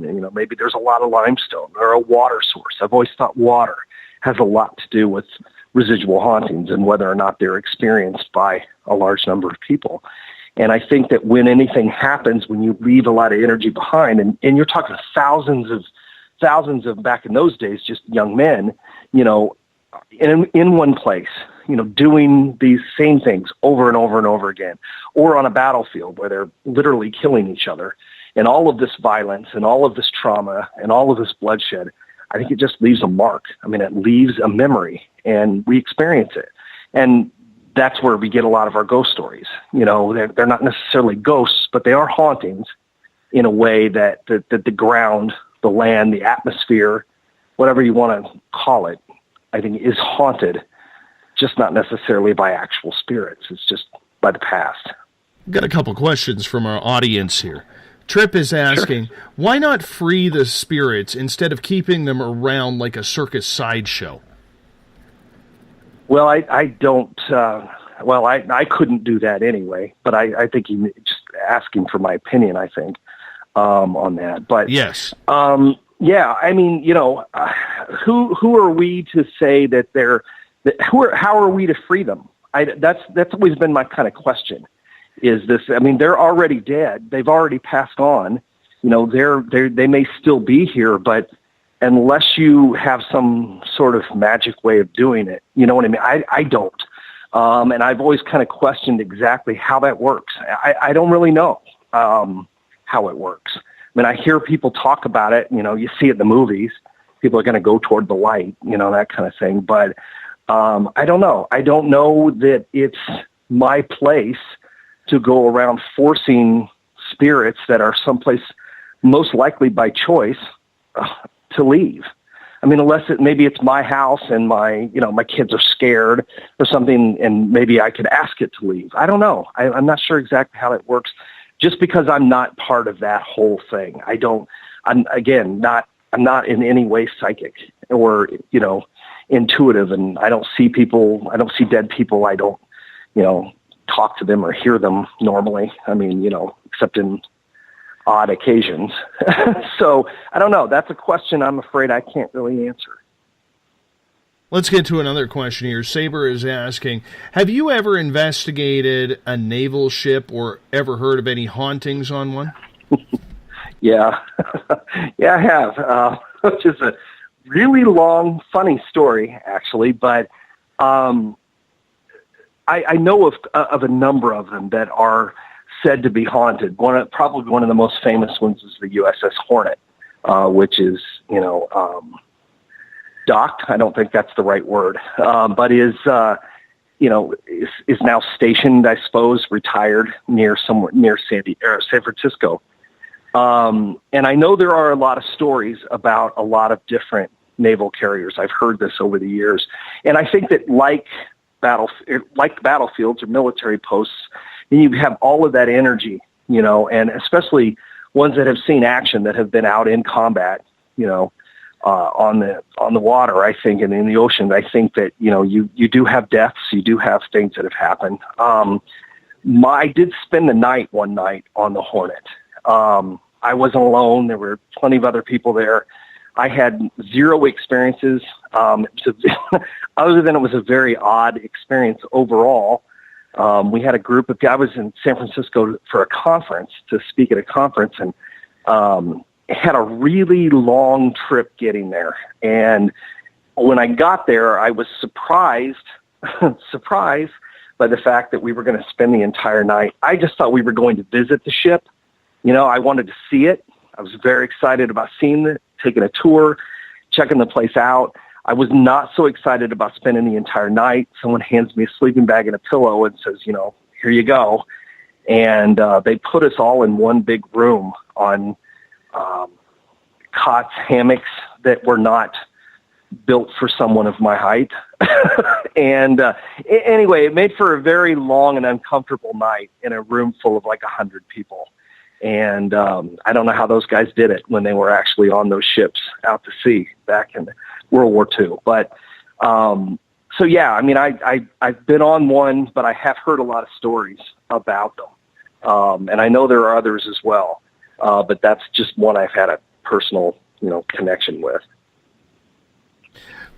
Eric Markham, who is part of our team here, he served on the USS Nimitz, or Nimitz, I'm not sure quite the pronunciation on that. And like he said, Navy life is just not for anyone. I know I would get absolutely claustrophobic in some of those rooms, man. I've been on a good friend of mine. She was in the Navy and she ported in Vancouver one year.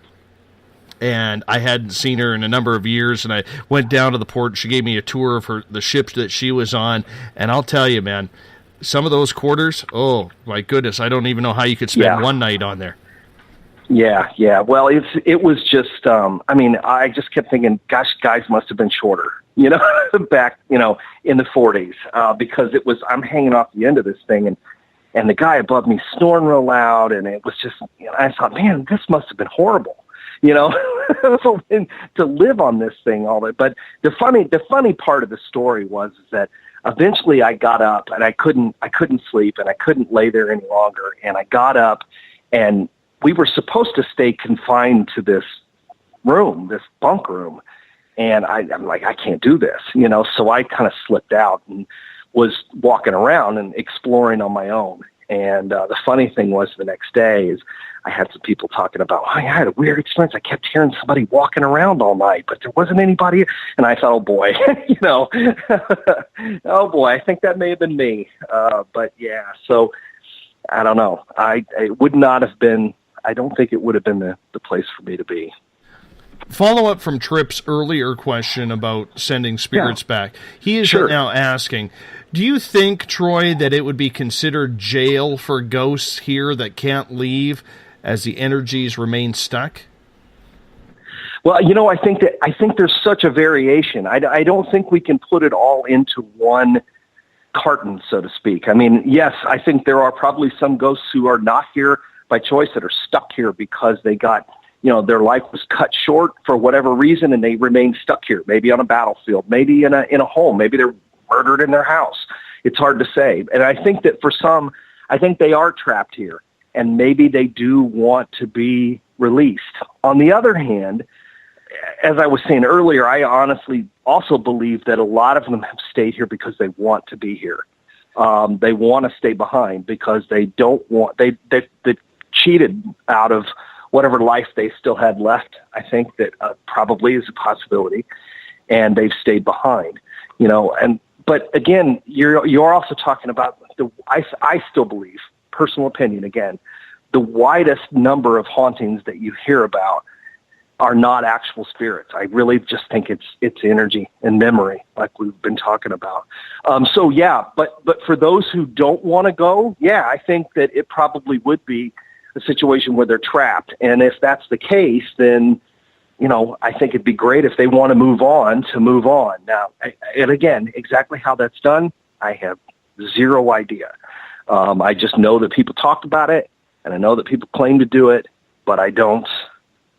A lot of times my red flags often go up when I hear people talking about their, special abilities and stuff a lot of times. I think that that's a fairly rare thing, and I hear it a lot, and it just seems like that, I don't know. I think you've got some red flags that pop up when you hear things about, helping people, and, you've mentioned it to me tonight, when you hear certain things that people say, that it kind of makes you question things.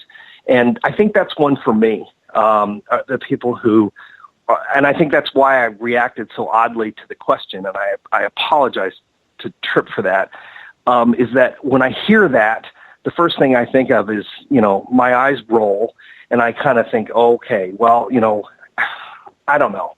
It's just one of those things that I sort of question, and question the veracity of it. So anyway, sorry about that, but that's that's kind of my opinion on it.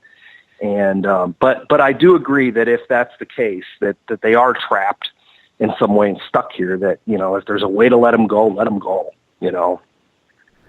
Claudia is asking, Troy, have you ever met anyone who remembered a past life reincarnation and proved it to you? It seems there has been proven cases. Isn't there another way to prove life just doesn't end? Yeah, I think that I've never met anyone firsthand who says that they have had a past life and can prove it. I haven't met them. But on the other hand, and then again, this is where we're going to get into personal beliefs. You know, when I mentioned in the first hour, when I was talking about, you know, how do I know? What proof do I have? And I said, well, I believe it. I have faith in the fact that we're going to move on. And that's one of those things that I've always wondered about, reincarnation. I find it really fascinating. And I know that there are a lot of cultures who adamantly believe that to be the way that it is. And that's one of those things where I would like to believe in that. I don't know that I do, and I don't know that I don't. I like the idea of it. I mean, I often think that it might explain some people, like, say, myself, for instance, who has an obsession with the past. Well, maybe I have an obsession with it because I lived it. You know, maybe I've already been there. Maybe that's why I find this stuff so fascinating. I don't know. But no, I never, I mean, I would like to believe in it, but I don't know. I haven't really seen anything, to me, personally anyway, that proves it. But we'll see. I mean, I guess that's another one of those answers that I'll find out when this, you know, when this physical form finally stops running, and as it's bound to do at some point. So, yeah.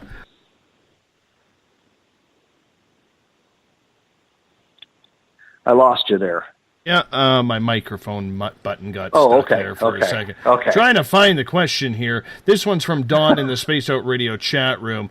Dawn is asking, I wonder, Troy, do you feel energy moves items or open doors? Yes.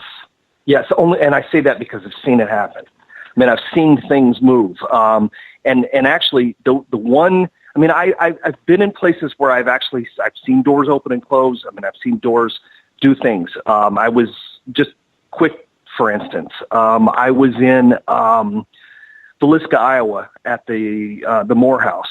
I wrote a book about the Villisca axe murders a few years ago, and that's been always one of those things that had fascinated me because it never really made sense. But then I did a lot of research into it and found there was a whole string of identical murders. But that's beside the point. Was there one night and actually saw the closet door in the children's room upstairs actually open and close by itself. In fact, we even have that. Believe it or not, I actually have that on video when it happened. Some guys I was with were there, had all kinds of equipment set up, and that was a case where it actually was worthwhile because you could actually see that door open on its own, and there was no one near it. But again, you know, sure, could it have been done with strings? Well, sure. But, I mean, I was there, so I know it wasn't. But that was my personal experience. Anyway, I saw the door open. I actually saw a ball roll across the floor on its own, change direction, and roll backward, back to the direction that it came from. No one touching it. So, I mean, I've seen some weird things. But I also was involved in a situation, and this has been a lot of years ago, and it wasn't, I don't think it was a ghost. I don't think the house was haunted. I think it was mostly just energy, and I think it had to do with a young girl who was living there at the time, was having a lot of emotional problems, and a lot of weird things were happening. And I had gone along with a friend who was actually a psychologist and had gone, and they were talking about the weird things that happened. But I actually saw cabinet doors in the kitchen opening and closing very rapidly, slamming, open and shut, for probably, I mean, what seemed like a long time. It was probably 5-6 seconds, but it seemed like a long time when it was happening. And so, yeah, I do believe that energy can do those things. Do I always believe it's a ghost? I don't know. You know, I don't know. But weird stuff does happen, and that kind of thing does occur. I truly believe that. So that's my yes answer to that one. So. Follow-up question from Dawn on that. Do you think that would be, in your opinion, residual energy or an actual spirit? I think it could be both, honestly. And that's sometimes what makes this stuff so hard or so confusing or so hard to know exactly what's going on, because I think there are places that have a residual energy, a residual haunting going on, but there are actual spirits there too. I think that, just for instance, another place that we've talked about a couple of times tonight is Gettysburg. You know, you've got all this death, and I think that a lot of that is residual energy, but I also think that there are spirits there whose lives were cut short who stayed behind. So I think it could be both. I think in this instance that I was talking about with the cabinet doors, I don't think it was either one. I think that was just more of a kinetic energy that was generated by this young woman. I mean, I think that poltergeist-type cases like this are fairly common. I mean, maybe not super common, but they do happen. I truly believe they happen. And that's what was going on in that case. I think that with movement of objects, I think you would lean more toward actual spirits, though, because residual energy is usually sounds, smells, sights, at least in my experience. And that's when you normally see an actual apparition, is during, a residual haunting rather than an actual spirit. In my opinion and in my experience, because, again, there are no experts, and I am certainly not the be-all, end-all authority on anything to do with the supernatural, but in my experience, that's how it's been. Eric Cooper is asking, what is your favorite hot spot that you've investigated? Well, I've got a few. I mean, the Villisca house was a favorite for a long time. And I've done a lot of investigations and a lot of ghost hunts and a lot of stays at the Lint Mansion in St. Louis. And wrote a book about that case too, because it was one of those stories I just became obsessed with. I mean, family that committed suicide, 4 members of the family, and it's an interesting place, and it was always fascinating. But I think if I had to pick one place that I found to be the most unsettling, the most terrifying at times, would have to be the Bell Witch Cave in Tennessee. That's a story that has fascinated me since I was probably 12. You got the story of a ghost that they called a witch in the early 1800s. But she was a ghost who haunted a family, and haunted a family for 4 years, to the point that she actually caused the death of the patriarch of the family, John Bell. That's not something you normally hear. I mean, there's all kinds of BS TV shows about demons and, and all these horrible things that happen. That stuff. I have never in 20 some years of doing this, it has been very rare when anyone has ever been injured during a haunting. And it normally isn't caused by the ghost. It's usually caused by someone else's stupidity. But, it makes great TV. But here's a case, from the early 1800s that, is this case that was really well documented. There were all kinds of people involved in it who signed affidavits, who said they saw things, who were present when it happened, who saw this haunting take place.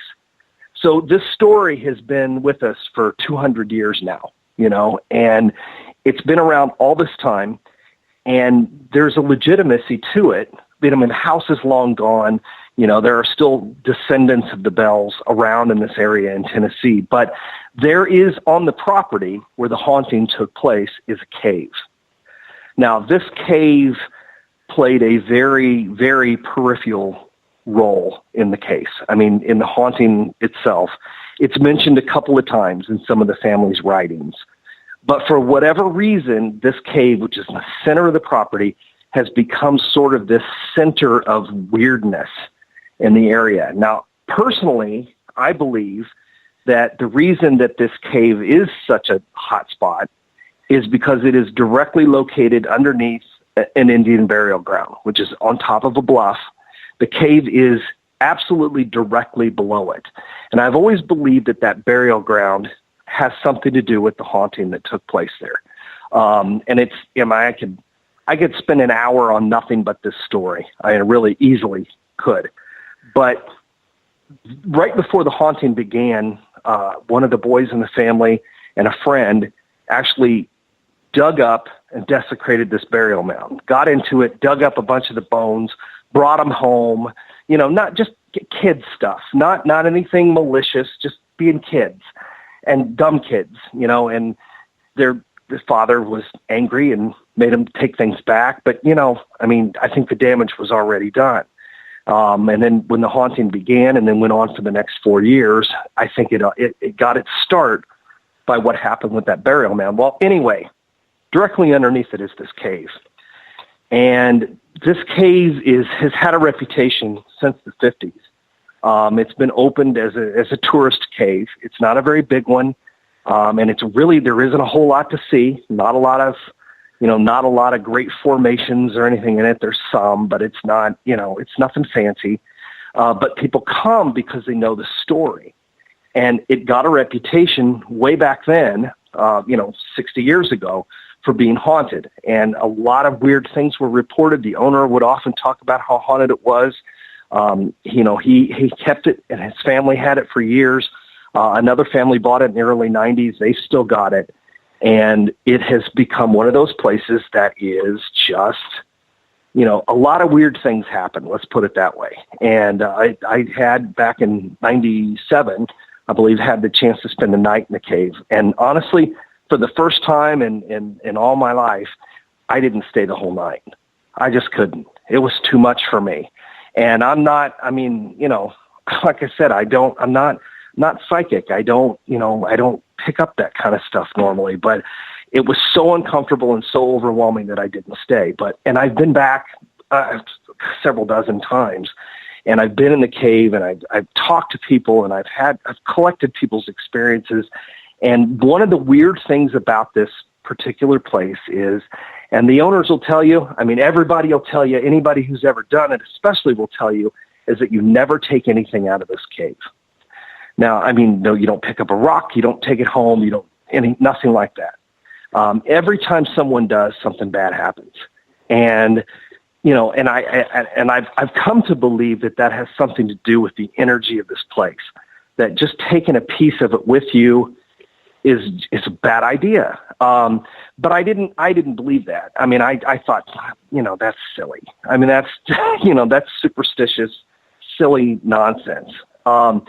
So I took a rock home with me one year when I was visiting, 2007, I believe, or 2008. Took home a rock, put it on my desk, sat there. I really didn't pay much attention to it. Had a car crash, had an injury. There was a fire. You name it, it happened. And I didn't put two and two together. A buddy of mine finally did. He asked me something. Sometime a discussion came up about the Bell Witch Cave, and I mentioned this rock. And I said, but nothing bad's happened to me. And my friend goes, really?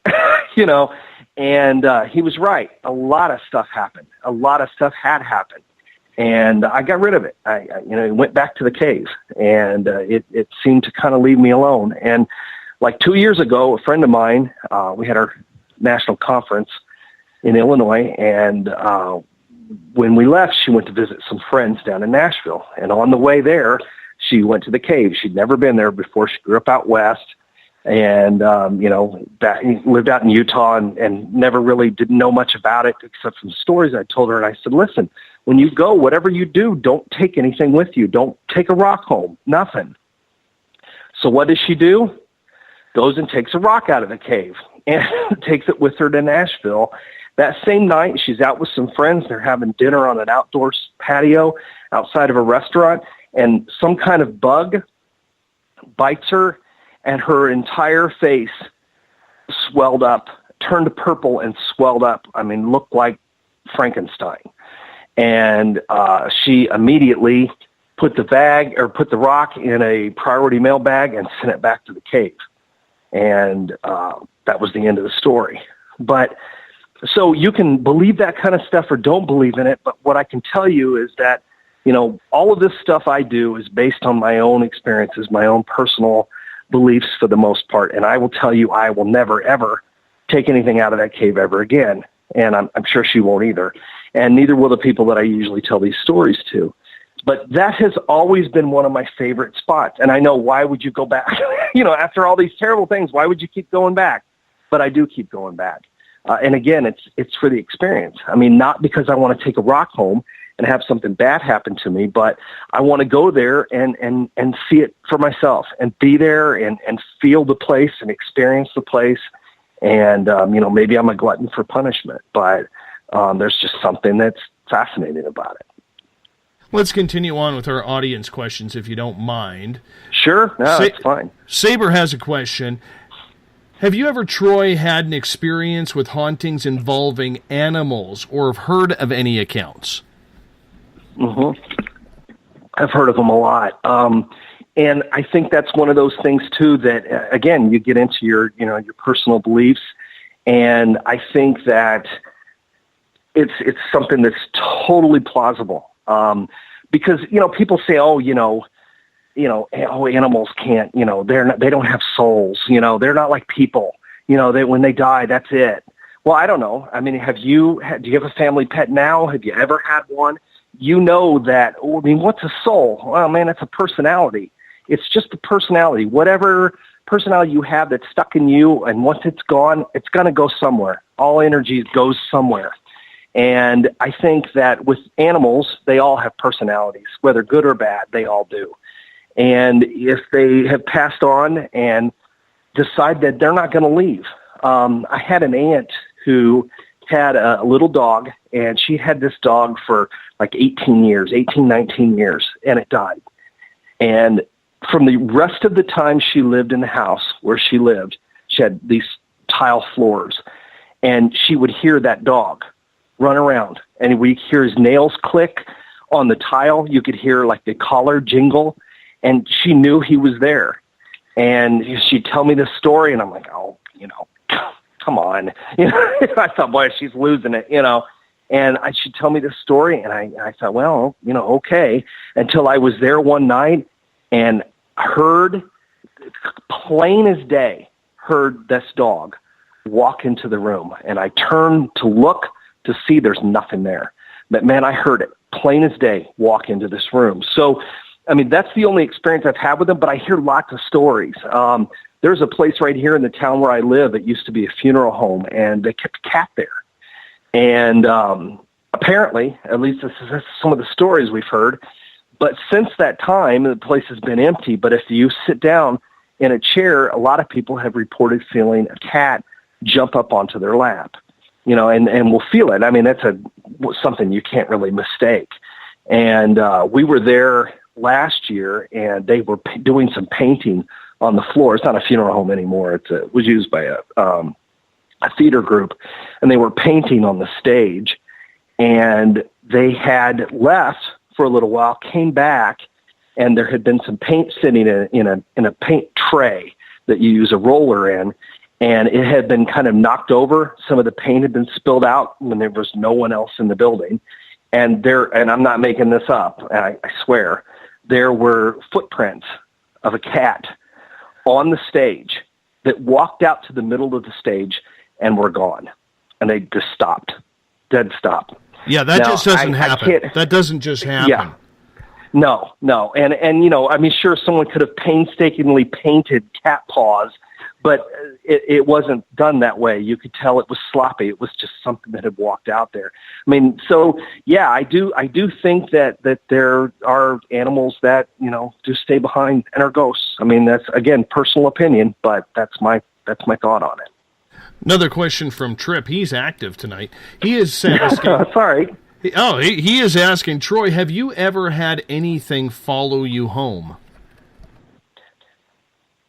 No, I haven't. I have not, but my partner has. There's a place that we had investigated quite a few times, and it is a dorm on a campus, or a college campus located here. And there had been a girl who'd passed away in the dorm in the early 70s. She'd had an eating disorder and had died, had a heart attack. I mean, just a young girl, and died in the shower. And the suite of rooms in the dormitory where she lived has been haunted ever since. I mean, it's been one of those things that have been around forever. And the school would usually every fall after the Halloween season is over, they ask us to come in and do something with the students who live in the hall, you know, to tell them the ghost stories, to take them around, show them what, you know, all the places that are supposed to be haunted, and maybe sit around and, you know, see what happens. And we've done it quite a few times, and a lot of odd things have happened, and normally in what's known as Pam's room. And one year after this was over, we came in pretty late, right before Thanksgiving, and they left, the school kind of emptied out. Everybody went home. And soon after that, weird things started happening at Lisa's house. And this has been a few years ago. And she had all kinds of weird things happen, and she was convinced it was Pam. And eventually, I'm pretty sure it was. I mean, because a lot of the things that happened usually involved water, and that was Pam's thing. She would turn on faucets, she'd turn on the shower, flush the toilets, you know, and that's what the things that would happen in the suites. And they all started happening in her otherwise non-haunted house. And it just kept going till finally one day, Lisa went to the door, opened up the front door, and said, Pam, you've got to go. You need to go back to where you're supposed to be. You can't be here disrupting everything. And it stopped. So, I mean, I guess there was a case where she just kind of sent her on her way. The suites at the dorm still said to be haunted. You know, Pam's still around. She's just not in the house in here anymore. So, but no, I haven't had anything follow me home. I know a lot of people. I mean, the worst thing that happened was me taking that rock home. I mean, I've talked to people who have, but it seems to be, in most cases, it seems to be more of a nuisance than anything else.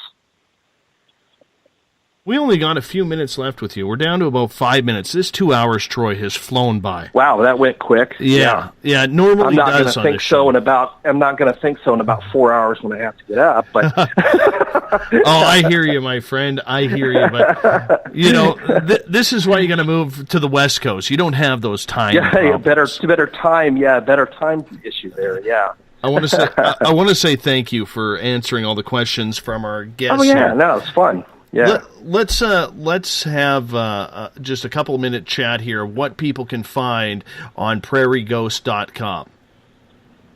Well, prairieghost.com is kind of our main page, and it'll take you a lot of different directions. But it'll take you to the books. There's a book. We got a book catalog on the website. You can order anything. Everything gets autographed before it gets shipped out. All of our tours, which I don't, you know, are already, believe it or not, starting to wind up for the season as far as people are filling up our local ghost tours around Illinois. But we also do trips too.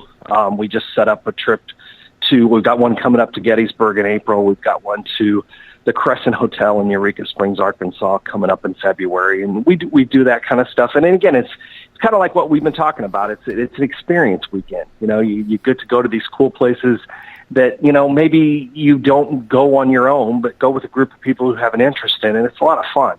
And that's something that we really enjoy doing. So, and there's tons and tons of information on there. And I'm constantly, you know, there's constantly new blogs put up of ghost stories, crime stories, unsolved mysteries.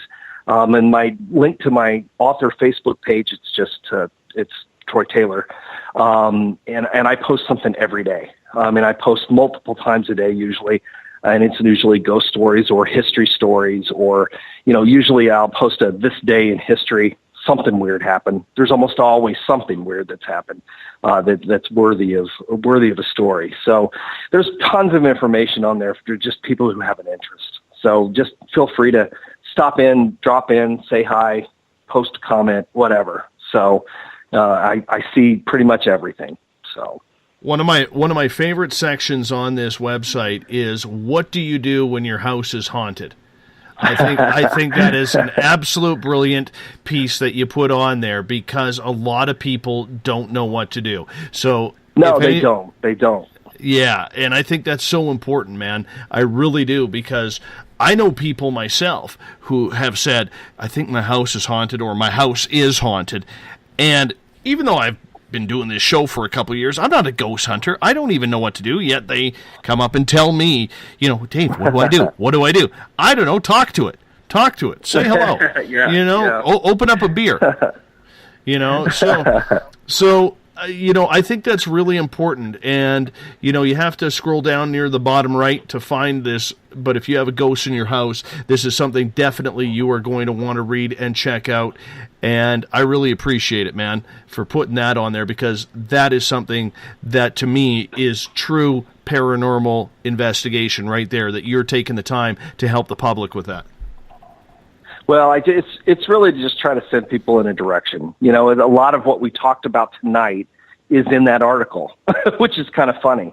It's what to look for when the team shows up at your house. There's all that kind of stuff is there. If you do call somebody, here's what to look for. And I think there's a lot of self-help info there that you can maybe solve the mystery on your own. So, but if it helps people, that's great. So, hey, would you mind if I stole that, gave you credit, and put that on the Spaced Out Radio website? Oh, no, that's fine. Yeah, Old House Journal had it up a couple years ago. Because I really believe that this is an important piece of writing for a lot of people to believe. We're down to our last 30 seconds, Troy. I want to say thank you so much for being with us tonight on Spaced Out Radio. It was an absolute pleasure to have you on. I really hope that we can do this again, because I think you got a lot more stories that we need to hear from. Yeah, no, it'd be great. I'd love to do it. All right, my friend. Take care. We'll be right back with more Space Out Radio, continuing the paranormal right after this. The SOR Sightlines is a place for you to find answers to your strange experiences. Hi there, this is Mike Schmidt. If you have had an encounter with ghosts, UFOs, Bigfoot, ETs, or anything else that doesn't make sense, head to spacedoutradio.com and file a Sightlines report. All information you give is 100% confidential, and I will personally help you find the answers you need. SOR Sightlines, your answers are a click away.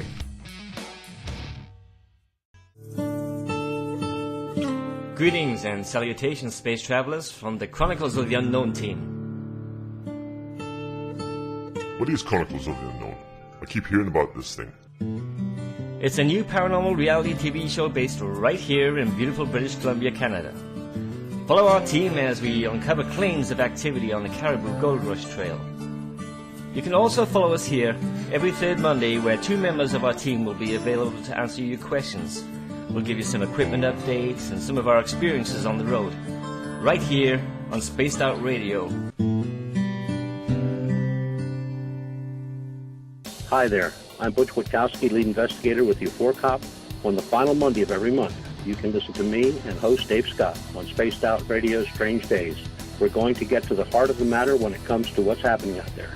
People are seeing and experiencing things from ET contact to Bigfoot, and I want to hear about it. Your experiences are what we investigators need to help solve these unknown mysteries. So tune in at spacedoutradio.com to the final Monday of every month from Butch Witkowski's Strange Days. Visit purpleplates.com today. For over 40 years, the Purple Energy Plates have been delivering amazing results for their many customers.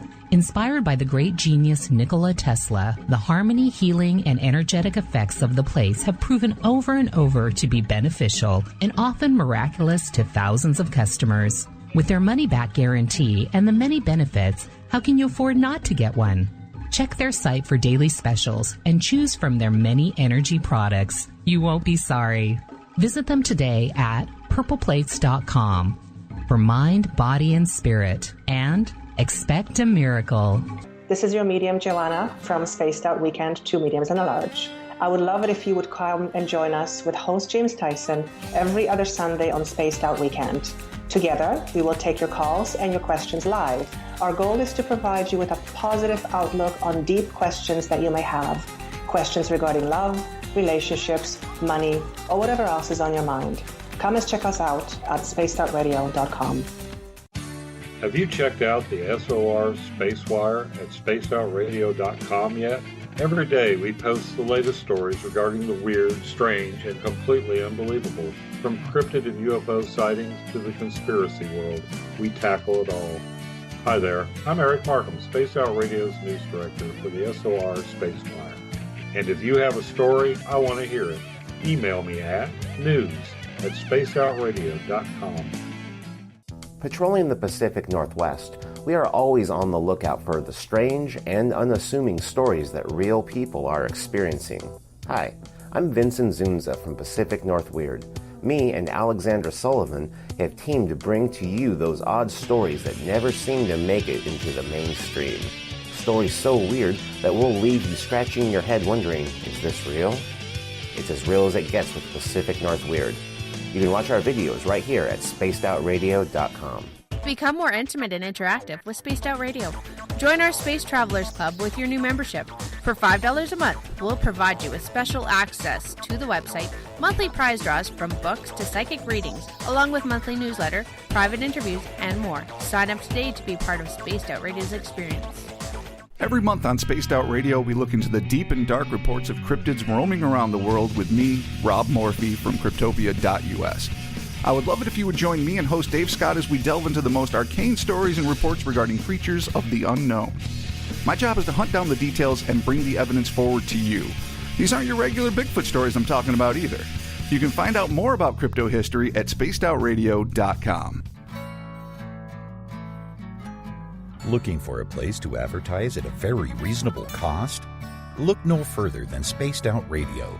SpacedOutRadio.com has an advertising tab that you can click to check out our daily, weekly, and monthly packages to play on the radio, or our website including social media.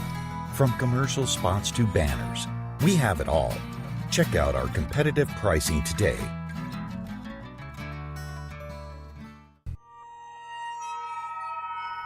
You hear footsteps in the empty room above you.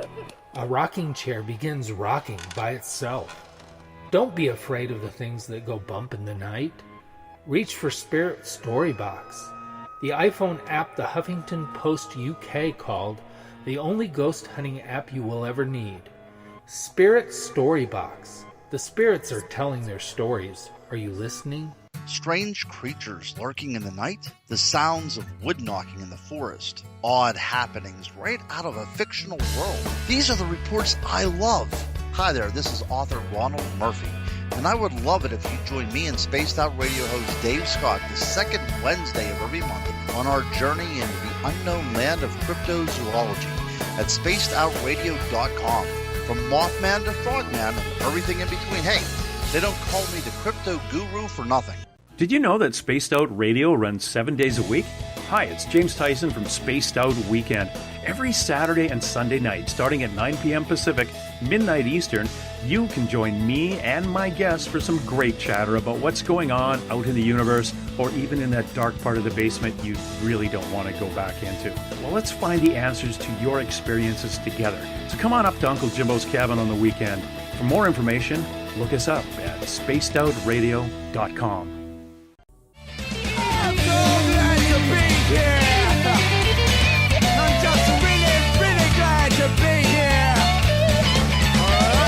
Would you like to connect with us on Spaced Out Radio? Head to spacedoutradio.com to check out the latest shows, guests, and sponsors.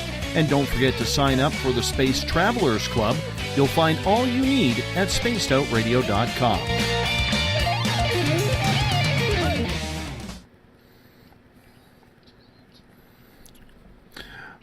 Welcome back to Space Out Radio tonight. I am your host, Dave Scott. Good to have you along for the ride. Tomorrow night on the show, 9 p.m. Pacific, midnight Eastern Time at spacedoutradio.com, we will be talking with veteran paranormal investigator Keith Age, the man of rock and roll. Rock and roll and paranormal doesn't get any better than that. Keith Age will be with us, and this is a good scoop for our show because Keith is like a magician when it comes to dealing with the paranormal. If you're a listener on Revolution Radio, it is a donation station financed by you, the valued listener. Do us a favor, if you're listening in on the Double R machine, dig deep. Donate today because this is all about you. Bill Cardwell has set the password that I can't pronounce in the SOR Space Travelers Club. Thank you, Bill, for making me look like a fool on the air again, all because your Toronto Blue Jays won tonight, and I am a Yankees fan, so I know you're punishing me for that. Unpropitious. Unpropitious is the password. I think I got that right. Or is it unpropitious? I don't really know. It's one of those two, but we got it figured out. That is the password. The best part about it is I don't have to say it for the rest of the night, which is very, very good. I'm happy with that. Hey, if you want to follow us on Twitter, you could do so at Spaced Out Radio. Give our Facebook page a like, Spaced Out Radio Show. On Instagram, you can follow me at Dave Scott, SOR. Subscribe to our YouTube channel, Spaced Out Radio Show. Tune us in on TuneIn. Download our podcasts on iTunes. Our website is spacedoutradio.com. While there, you can sign up for the SOR Space Travelers Club. It's only $5 a month. With that, your name gets put into private group interviews. You get access to special sections for your postings on our website, access to private group interviews that we're going to start up soon, and so much more. We're going to give you a hell of a lot more than just access to our archives. While on our website, you can check out our resident guitar god, Ron Bumblefoot THAL, formerly of Guns N' Roses, who does all of our music for this show. Read up on the SOR Spacewire by Eric Markham. Check out our latest blogs.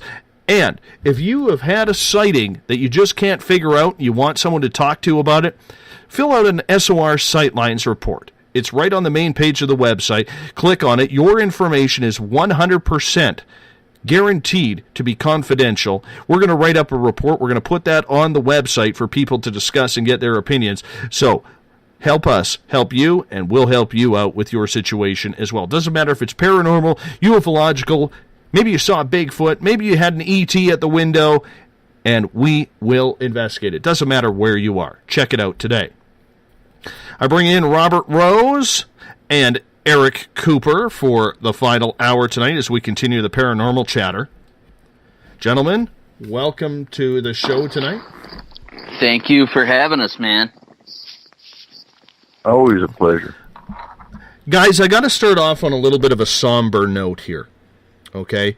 And it's going to turn into the paranormal a little bit. And I know a lot of people who will listen to this show in the archives and everything like that probably will think I'm full of shit, or they will think that, you know, I'm just trying to garner listenership and ratings. But I'm talking about a good friend of mine who passed away on Sunday. His name is Tor. I've known Tor for 20-some years, and he was a healthy guy, and we still don't know how he passed away. What we do know is that it wasn't foul play or anything like that. We got to wait for the autopsy reports. He was 40 years old, and, you know, he was a single guy, just loved life, and he loved everybody, man. Like, he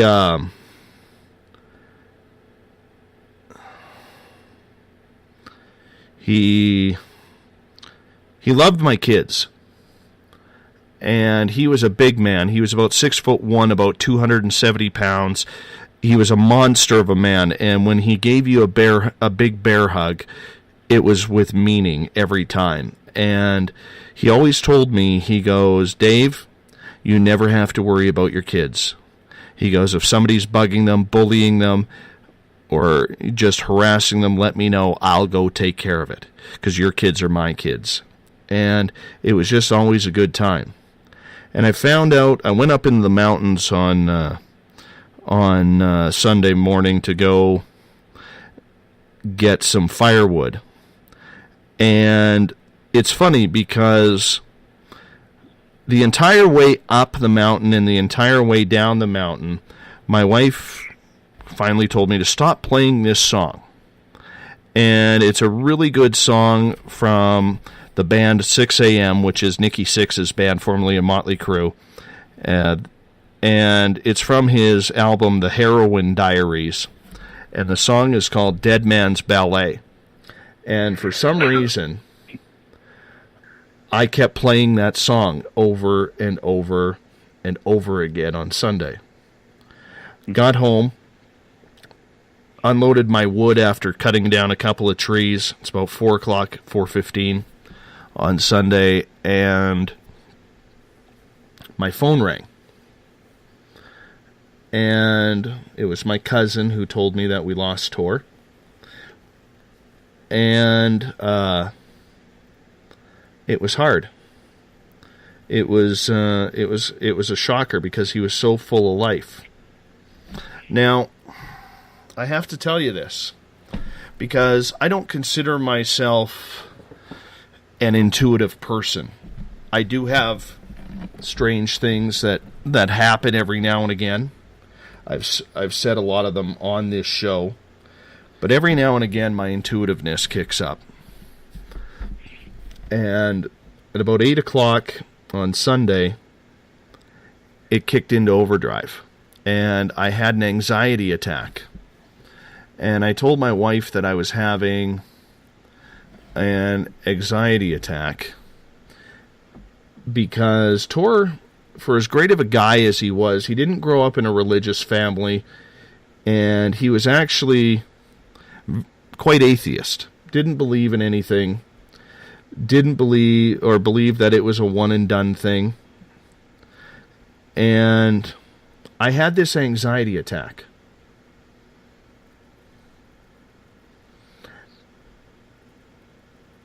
And it hit me emotionally.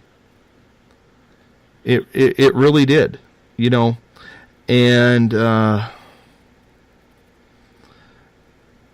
had this vision of Tor panicking on the other side because he was in black. Everything was black around him. And I immediately said to my wife, I got to go get him. I got to go get him. He's panicking. And she goes, okay, what do you want to do? And I said, I haven't channeled in a long time, and I figured I got to go in. I have to go in and help him. He's stuck. He's scared. I could feel him freaking out. So I called up Samantha Mowat. And you know her, if anybody listens to this show regularly, Samantha does a show here on the second Tuesday of the month. She'll be on a week today, where we talk about her extraterrestrial contact and dealing with extraterrestrial contact. But Samantha she doesn't really do mediumship. She doesn't like it, but she is very, very psychic, and I trust her with absolutely everything. So I contacted her by text message, as well as my friend Pascal, who helped open me up way back in the day. And I got some words of wisdom from Pascal, and I started talking to Samantha, and I told her what I was envisioning. And she said, what do you want to do? And I said, I want to go get him. And she forewarned me on doing that, because when a spirit is in the dark and lost like that, it can get attacked on the other side. And I'm sure, Eric, especially you know that from all your dealings with everything. And guys, I don't know how long this story is going to take, so I hope you just bear with me. That's fine. Go. If we got to do a little bit of OT, we'll do some OT. I really don't care right now. I just have to get this out. And anyways, so I had Samantha on the phone with me, and at about 10, I said, okay, I'm going to wait for my little guy to go to bed. I put my little guy to bed, and at about 9:55 on Sunday night, I knew I had to go in. I knew I had to help him. Now, a lot of people might be saying, well, what do you mean go in? You know, what do you mean by that? And what it is I meditated, I grounded myself, I protected my property, and I had Samantha on the phone. I wanted to make sure I was cognizant of everything. And my wife, who is a Reiki master, started, as I was going into a meditation, started performing Reiki on Tor's soul. And Samantha walked me through it. I told her I was there and I was looking for him. They found him on a stairwell in the town that I grew up in. There's no foul play. We still don't know how he died. We do know that he had a weak heart. He had a heart attack in his 20s. And, but he was in great physical shape. Yeah, he liked his Budweiser. But I think, and I'll get to this in the story. So I walked, I imagined the stairway in my head, and I could see the stairway, and there was a railing there. And I saw him, and it was all black, guys. It was all black, but I could make out his shape sitting on the 5th or 6th stair, just sitting there. And I went up to him, and I said, "Hey, what are you doing?" And he says to me, "What are you doing here?" He goes, Where am I? What's happening? I don't understand." And I sat down beside him, and I put my arm around him. And Samantha's walking me through it on this side. And he's like, I don't know. He goes, "I can't leave here." And he goes, "I've tried to leave. I just can't leave here." And he was panicking. And he didn't know what happened. And I had to tell him, or his spirit, that he died. That he was no longer earthbound. And he went, "Oh, that sucks. Like, you have to know my friend." Okay, like he wasn't an educated guy. He barely made it through high school. He wasn't. He called himself dumb, and I never called him dumb. He called himself dumb, and I always got pissed off with that. Okay, because there's all sorts of different smarts out there. And he's like, he literally said, "What the F happened?" And I said, "You tell me." And he goes, "I don't know, man." He goes, "I don't even know where I am." And I said, "It's dark here, man." I said, and Samantha on the phone is saying, "You got to raise his vibration." Because being an atheist, he didn't believe in anything. And so I'm sitting there with him, and I'm telling him, "Dude, you passed away. Like, you're not here anymore. You're in the spirit world." I said, "I told you this existed." Like, I had to be, before I went into this, I was getting the feeling that I had to be a little bit more stern with him. Okay? I had to be stern and tell him what was going on. And as everything was so black because his vibration was low with not having any belief system, I started seeing eyeballs appear. And all I was seeing was shiny black eyeballs appearing. And I said to him, "Tor, you're gone. We got to get your vibration up. We got to get you around some light here, man." I said, "You can't stay here. You got to come with me." He's like, "I don't even know where the F I'm going." He goes, "What is this place?" I said, "This is what I told you, man." I said, "I told you there was something after life. And I know you didn't believe it, but now do you believe me? What's going on?" He goes, "Yeah." He goes, "Will I be able to see my family and everybody again?" And I said, "Yeah, you can see them anytime you want." And Samantha then asked for me to ask him, and yet it was weird. He heard her ask it, that if he saw anybody at the time when he started noticing things were different. He said, "Yes, I saw a male and a female." He didn't describe the male, but he said the female was younger with dark hair. And he goes, they came up to me and they said, "Hi, Tor." And I ran away because I'm like, "Who the F are you? How do you know me?" And I ran away from them. I didn't want anything to do with them. I don't know who the F they are. That's what he was saying. And so we told him that those were his guides and that they were here to help. and he was still having troubles believing everything. And he gave me a hug. And we hugged it out, and I said, buddy, you got to trust me here. You got to come with me. And he stood up on the stairs, and he's like, Dave, I can't move. I said, you have to move. And Samantha is saying, you have to move. Dave, you have to get him to move. We got to get him out of the black.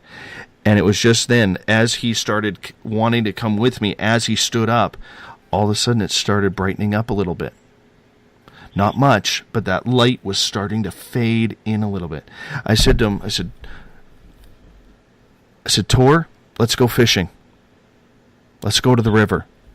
Do you want to go fishing? He goes, how the F are we going to get there? I said, let's just go. I said, I'll take you there. And he goes, well, how are we going to get there? I said, hold on a second. I called in my guide, one of my spirit guides. His name is Jordan. I called in Jordan. I said, Jordan, I need your help here. You got to come with me. Can you do this? And he says, absolutely. So I said, okay, let's go. Let's go. So we went, I took him to the spot where him and he had never felt a big spring salmon, or the Alaskans call them king salmon. And he had never felt one before. And I took him to a spot where a number of years ago, when I had a big fish on about 30 plus pounds, I gave him my rod and let him fight the fish. And that is something years later he still talked about, that he still can't believe that I handed him my rod. And he couldn't believe the strength of a salmon 30-some pounds. And I took him to that spot. And I was reminding him of that. And it was still dark out because it's nighttime, and the moon was shining off the river the way it does. It's just one of those perfect little pieces of heaven here on earth. And we stood there, and I said, he's like, holy cow, man. He goes, how did we get here? And I said, we just did. I said, on this side, you can go wherever you want. And I said, would you like to go visit your parents? Or no, I said, pardon me. I said, where would you like to go? He goes, I really want to see my parents. And I said, okay. He goes, well, how are we going to get there? We got no effing car. I said, my guide, Jordan, is going to join you here. And he's like, who the F is that guy? He goes, I don't even know him. How do you know I can trust him? I said, because he's with me all the time. And I never heard Jordan speak. And I'm like, just go with him. And finally, Tor went with Jordan. And I came out of the trance. I immediately, to confirm for myself if this was a dream or just imagination, or if this was true, I immediately came out of the trance, said thank you to Samantha, hung up the phone with Samantha, and I went and got my pendulum out. And my guide Jordan always comes to me through my pendulum. And I walked over to my pendulum, and I said my prayer, and I said, okay, Jordan, are you here? My pendulum didn't move. I said, Jordan, are you with me right now? I'm just confirming all of this. And my pendulum did not move. I took a deep breath. I said to my wife, I said, Jordan's with him. He'll be okay. Yesterday, or pardon me, that night I had a good sleep. I talked to another friend who, a lady that Tor was very, very close with. They were absolutely in love with each other, but they just never, ever could get together. You know what I'm saying? It was one of those things, when he was single, she wasn't. When she was single, he wasn't. And it just, their timelines just never coincided.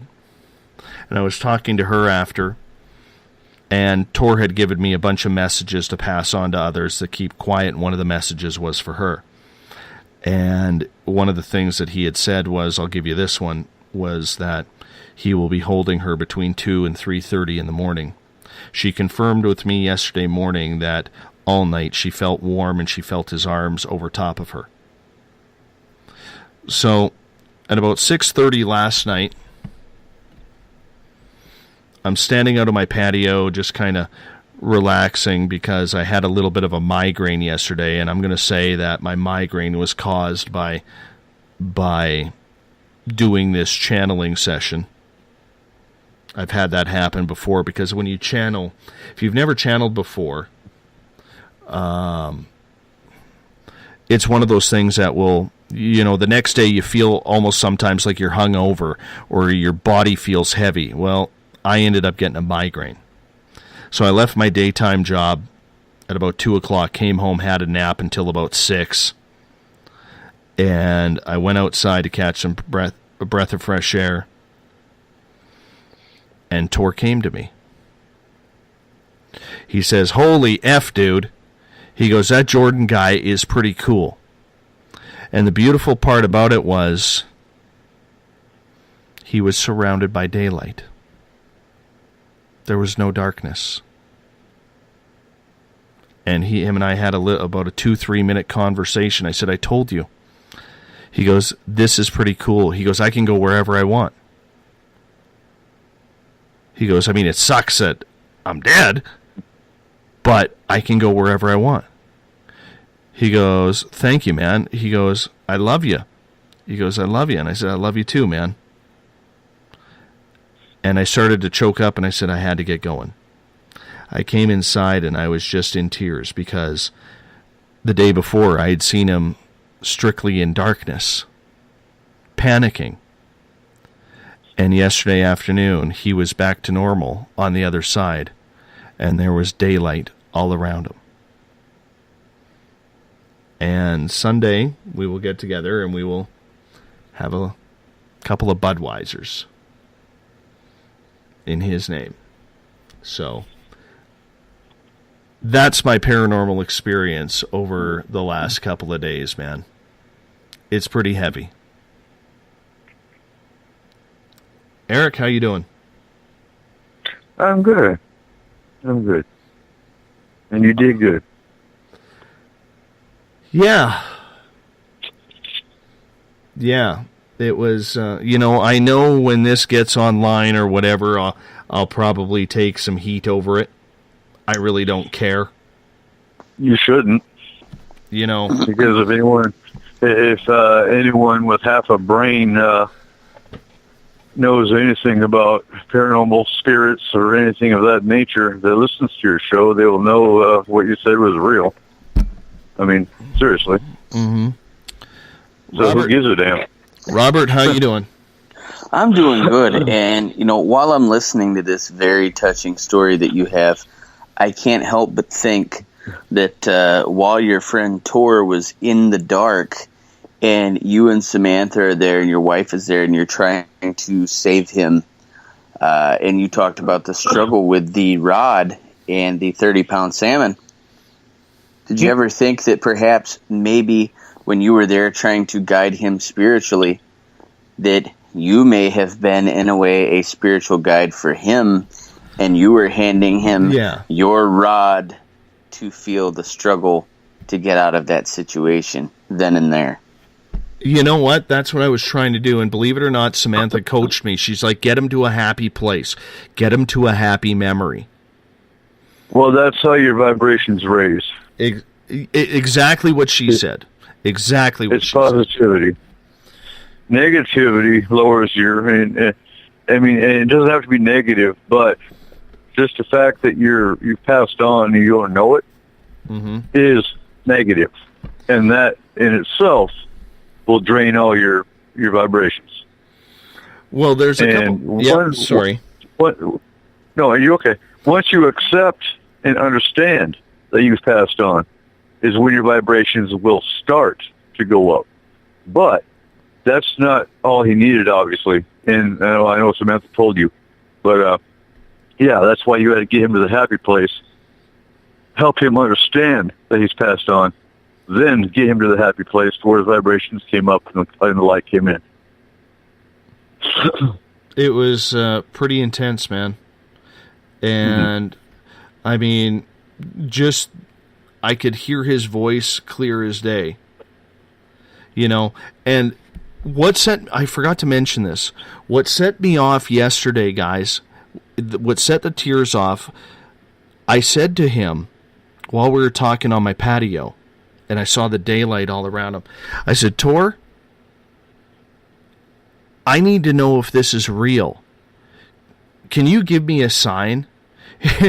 And he always, like, when he always used his arms, right? And he kind of throws his arms up. He goes, how the F am I supposed to do that? He goes, I don't know how to do that. I just got here, right? And all of a sudden, I'm staring out at my back fence, and I see this giant brown orb.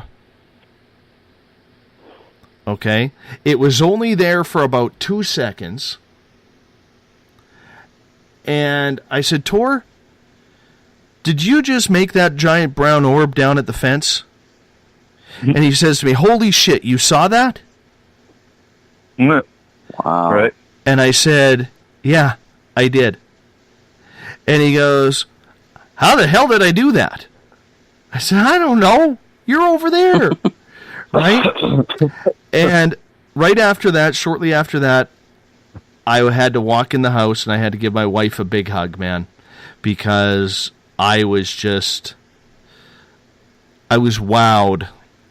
You know, I was emotionally wowed, and I cried. I had some tears in my eyes, you know, because I had to help him.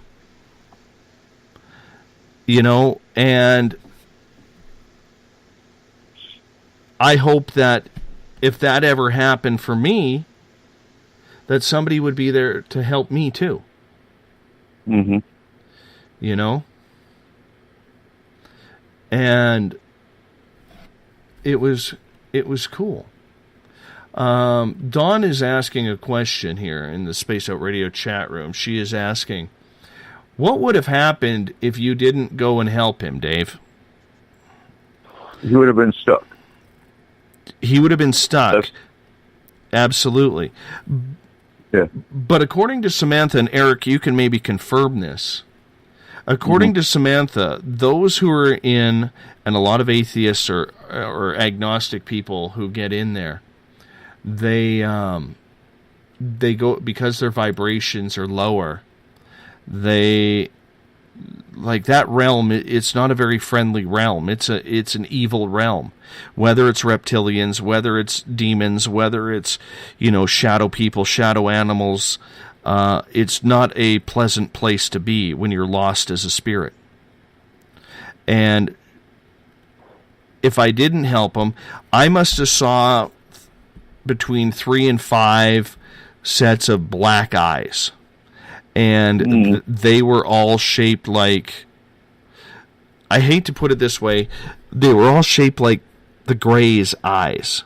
And they were shiny, and that's where I started saying to him, damn it, you know, you have to come with me. You have to come with me. And I specifically remember saying to Samantha, I got black eyes. I'm seeing black eyes here. And you could tell the energy. It wasn't good. Would you concur? Well, no, because negativity is drawn to negativity, so it's going to be nothing but negative energies down in that realm. Whether, like you said, whether it was reptilian or gray or just a negative entity in general. Mm-hmm. You're not going to find positivity of any shape in that area. Bob is asking, how do we know going to the light isn't a trick?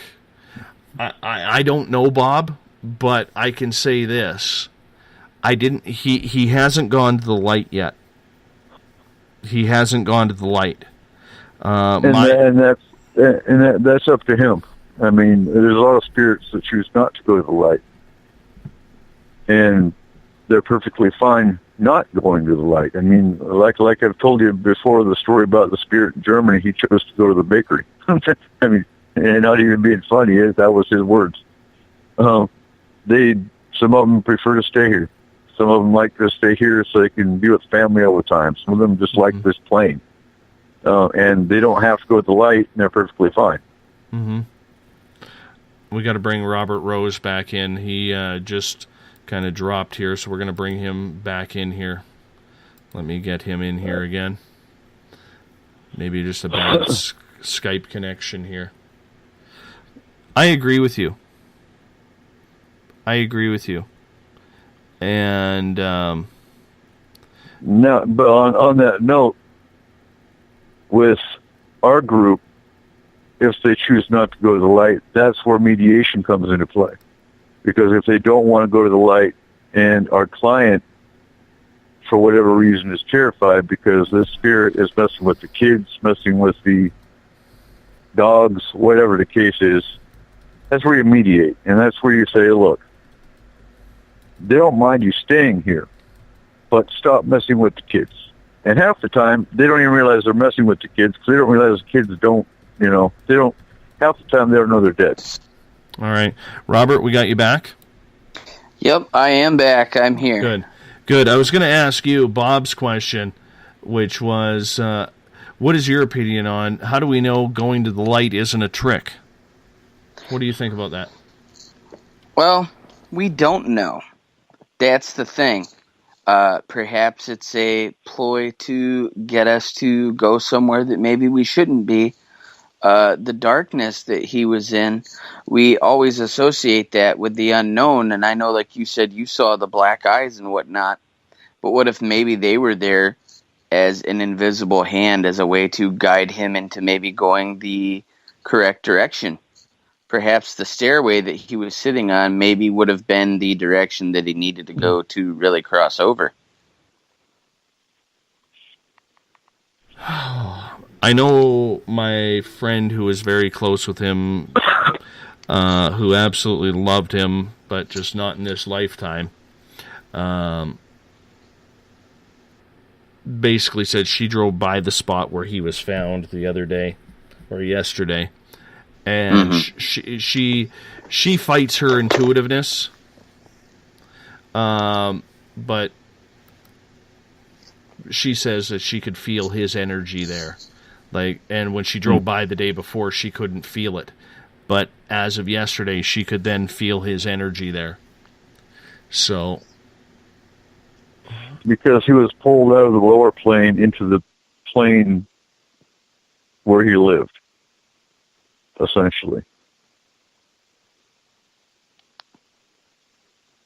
That'd be my take on that.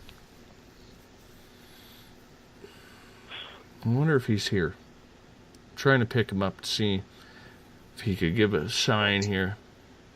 Grab your pendulum. It's upstairs. I can't grab it right now. No, I have to say this though. You said he was full of life, a good guy. He looked after your kids. He was a good friend to you. I have a hard time believing. Yeah, maybe atheists are on a lower vibration. I understand that. But I have a hard time believing that they would be excluded from the exclusive club of those who get to cross over to a better place simply because something led them to believe differently than everybody else. Maybe he just needed a nudge in the right direction, and that's how, that was your purpose for that particular contact. Maybe that was your whole purpose for being in his life, is to finally put him over the edge to where he needed to be in his next form of being. I think that's a very good point, Rob. Hey, Coop. Trip is asking, I just want to get this in before I respond to you, Robert. Trip is asking in the chat room if you could take over while I get my pendulum. You know what? Go get your pendulum. Go get it. No, I can't do that. I can't do that right now. It just, It's too personal right now. Yeah. It's too hard for me. Robert, do you mentioned that, that you have a hard time believing that, he would have been seen differently. And I asked Samantha about that, and I'm curious what you think of her explanation. And she basically said it's because when they cross, most people who are atheists and agnostic, because they don't believe in anything besides being one and done, don't know how to figure out personally or on a soul level that they've crossed over. Therefore, they feel stuck. They feel very confused. They feel almost panicky because this wasn't supposed to happen. They're not supposed to feel anything. Do you know what I'm saying? Mm-hmm. That makes sense. I have a hard time with that one too, though. Yeah, well, let's just get to Robert here first. Yeah, it does make sense, because if they're not religious, or, not necessarily religious, but if they just flat out don't believe anything, then perhaps to them, they may be feeling something that, as far as they know, could just be one hellishly bad nightmare. So, that does make sense, because we still dream, and for them to not be receptive to the spiritual side of things and still be, from the frying pan into the fire in terms of the spirituality aspect, they don't know what they're facing, and their spirit is panicking in lieu of what their thoughts were on the terrestrial plane. Mm-hmm. And I think that's a good way to break it down. Coop, you wanted to add something to that? Yeah, well, agnostics usually believe in a higher power. They do have a belief system. Atheists, I might be able to get on board with that. But agnostics, on the other hand, usually do have a higher power that they rely on. Mm-hmm. But on that note, too, you're also talking about spirits that don't know they've passed on, which leads to the confusion. Not whether or not, because if they don't know they've passed, they don't know that they don't know where they're at, because they're confused. That in itself is going to bring that vibration down. Mm-hmm. Once they understand they've passed, then their mindset is going to go, okay, so where am I? Where do I need to go? And that in itself should, in theory, bring the vibration up a little bit. Mm-hmm. Then, it's like the same panic as a fish out of water. Mm-hmm. Exactly. And then, of course, you going to help him is what brought his vibration up to where he needed to be. Well, I can tell you this. I've never experienced anything like that. I have channeled spirit before, but I've never felt the anxiety that comes across with something like this, or has anything to do with anything like this. Like, I was absolutely blown away, guys. Like, I'm not, I don't want to be like other people in the paranormal community who believe that you got to get someone as close to their death time in order to communicate with them. You know what I'm saying? That wasn't what this was about. This wasn't a personal thing, in regards to this. This was, I felt his panic. I felt his This was fear. you helping your brother. Yeah. And it was just, I take a deep breath with you here, but I just take a, it wasn't about trying to, communicate, with a Ouija board or a ghost box or a spirit board or anything along those lines. It wasn't about that. I wish I could properly explain the panic and the anxiety that I felt. I don't know if anybody here or listening in has actually listened to that. But it's one of those things that just absolutely, I don't want to say floored me, but it absolutely, God, I don't even know how to explain it. If one of you can explain what I'm trying to say, I would love for you to help me out here, because, Well, the way I interpret what you're telling me, the way this registers in my head, is these feelings that you were feeling. For one, it leads me to believe, Dave, that you two were linked by that same intuitiveness in this life.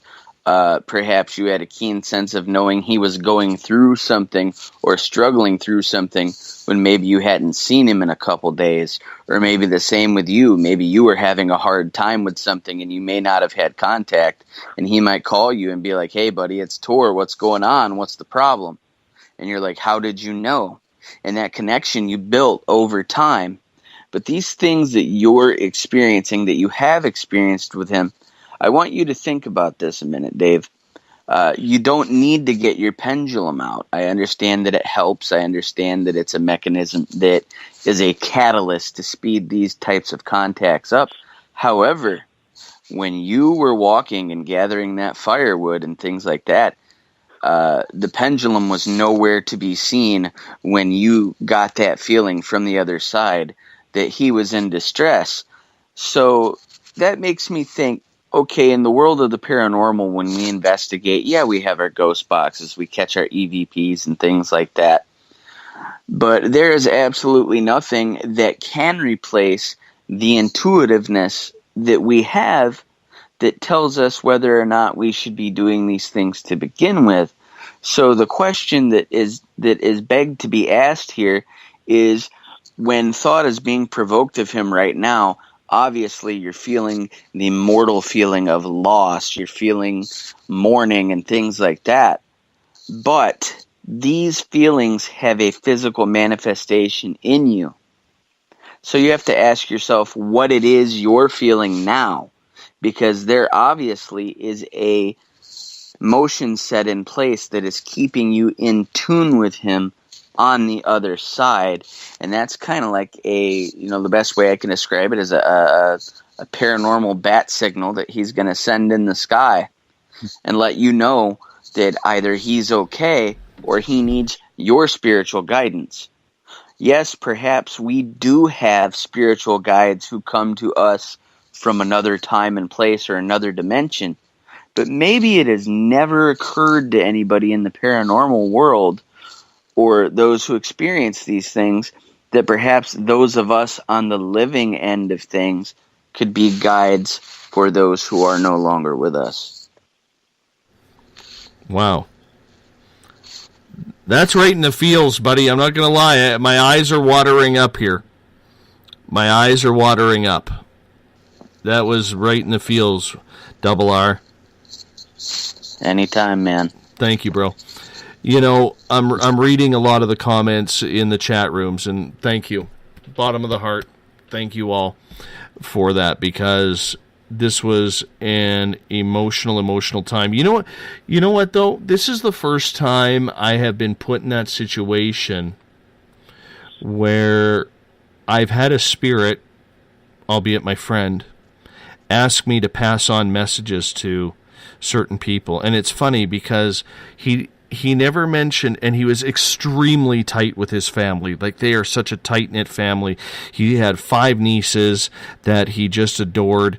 His mom and dad, his twin brother, his 2 sisters.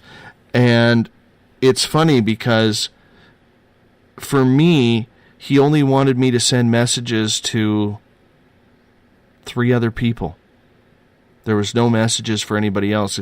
It was like he just wanted me to focus on our part of the clan. You know what I'm saying? Mm-hmm. And it's funny because last night and yesterday I struggled with that. Because when you can tell your friends anything that you want about these topics we talk about, and I talk to my friends about this. It's not a major part or conversation, but we've had these talks, and they've asked me what I've seen, and they know I'm not BSing them. But now it's personal. You know what I'm saying? Mm-hmm. And now all of a sudden you have to figure out, without pissing them off, how to tell them. And I'll be honest with you, I now know what it feels like to feel like an idiot. You know, we always see these people or hear these people, well, I've got this message. We see it all the time on TV. You know, you see the psychics on TV walking up to someone in the grocery store. Hey, did your mother die last year? I have a message for you. You know, and I realize that's TV. But this is real, man. This was so real. And it was, I decided to tell each and the three of them, or the four of them, pardon me. I decided to tell them, three of which I have not heard back from. One was very accepting of the message. And don't take it personal, Dave. No, I understand that. But I'm glad I did. I'm glad I manned up and, had the cojones to do it. Mm-hmm. So, yeah. I'm kind of curious to see how long he's going to stick around. My wife felt him around today, checking things out. I told him he can hang out here. I told him he can hang out here. How are your kids? Pay attention to your kids. Yeah, the little guy... You said he was close to your kids, so I'd be watching them and pay attention to what they say. Yeah, none of them have said anything yet. My oldest daughter has said that she wants to go to the memorial on Sunday, so we're going to do that. And my stepdaughter wasn't really close to him. And my little guy's just too young, but I'm sure something may come out eventually with that if he hangs out. Mm-hmm. It's been a hard couple of days, man. The hardest part was thinking that he always said he wanted to come up here and see what it was like up here, and he was offered numerous times to come up here with another a closer friend of mine. And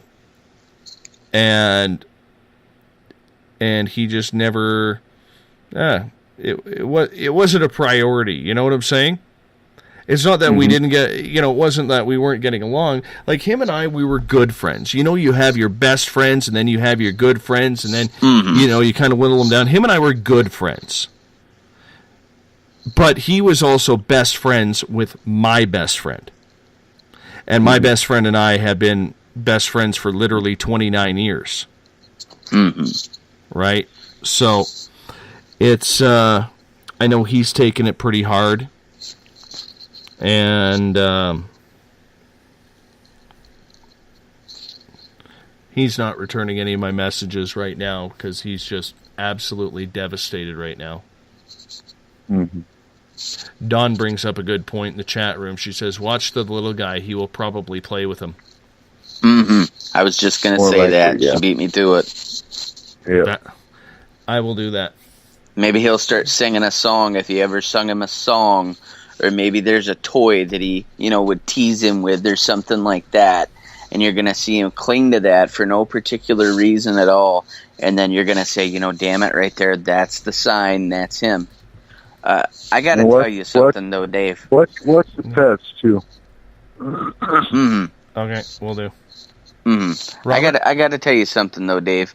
If he's having you relay these messages to people and thinking, okay, well, if there's someone who doesn't believe what you have told them, that you have a message from the other side, it's like the old saying goes, don't shoot the messenger, okay? Because that was your friend. You did what he asked you to do. But if you have that spiritual contact with him and you're able to relay conversations or messages, you tell him on the other side, Tor, throw me a bone. I told this person what you had to say, and now maybe they're thinking that I'm just out for some kind of attention, which I don't think you are, but you know how people get. You say, give me something that only that person would know, and let me run with that. If you have that way when you can sit alone and you can contact him if he's not yet crossed over, get that from him. Stack your poker chips. Mm-hmm. Yeah. Powerful advice. You're on a roll tonight. You man of wisdom tonight. The man of wisdom. Did we lose Seth? No, I'm here, man. I'm here. All right. And, you know, I've seen a lot of people come and go over the years. It's in my job. It's what I do. I've seen so many people deal with this. And death is a big part of my life. And it's that one moment that we have. It's that one moment that we have, good or bad. That is the moment where we leave this and enter that, whatever that is. And, you know, once that happens, all bets are off. And that's why the best thing that I can learn from listening to your story, and that other listeners should learn from listening to your story, is you never go to bed angry, guys and girls, if you're listening. You make sure, you know, you hug that special person of yours extra tight. You never go to bed angry. You tell everybody you love them. As this man, as you said, he was healthy as a horse. He loved life. He had a thirst for adventure, things like that. But we're not guaranteed that next minute. So you guys take that and run with it. Mm-hmm. I agree. You know, and we'll see where this adventure goes. You know, we'll see if this continues on. And I will make sure to keep you all informed of what is going on, because I think it's one of those cool things where I got to be honest, I haven't had a lot of death around me. I've been fortunate in life where, let's see, let me count the close people who have left me in my family. 3 of my grandparents. I got 1 left. And my favorite uncle.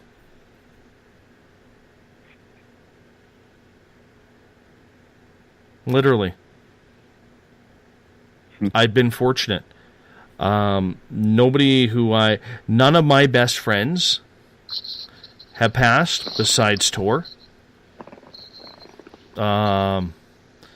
People I worked with in the past have moved on, but nobody I was very close to. You know, you find out a few years later, oh, he passed due to a heart attack, or she passed due to cancer. You know what I'm saying?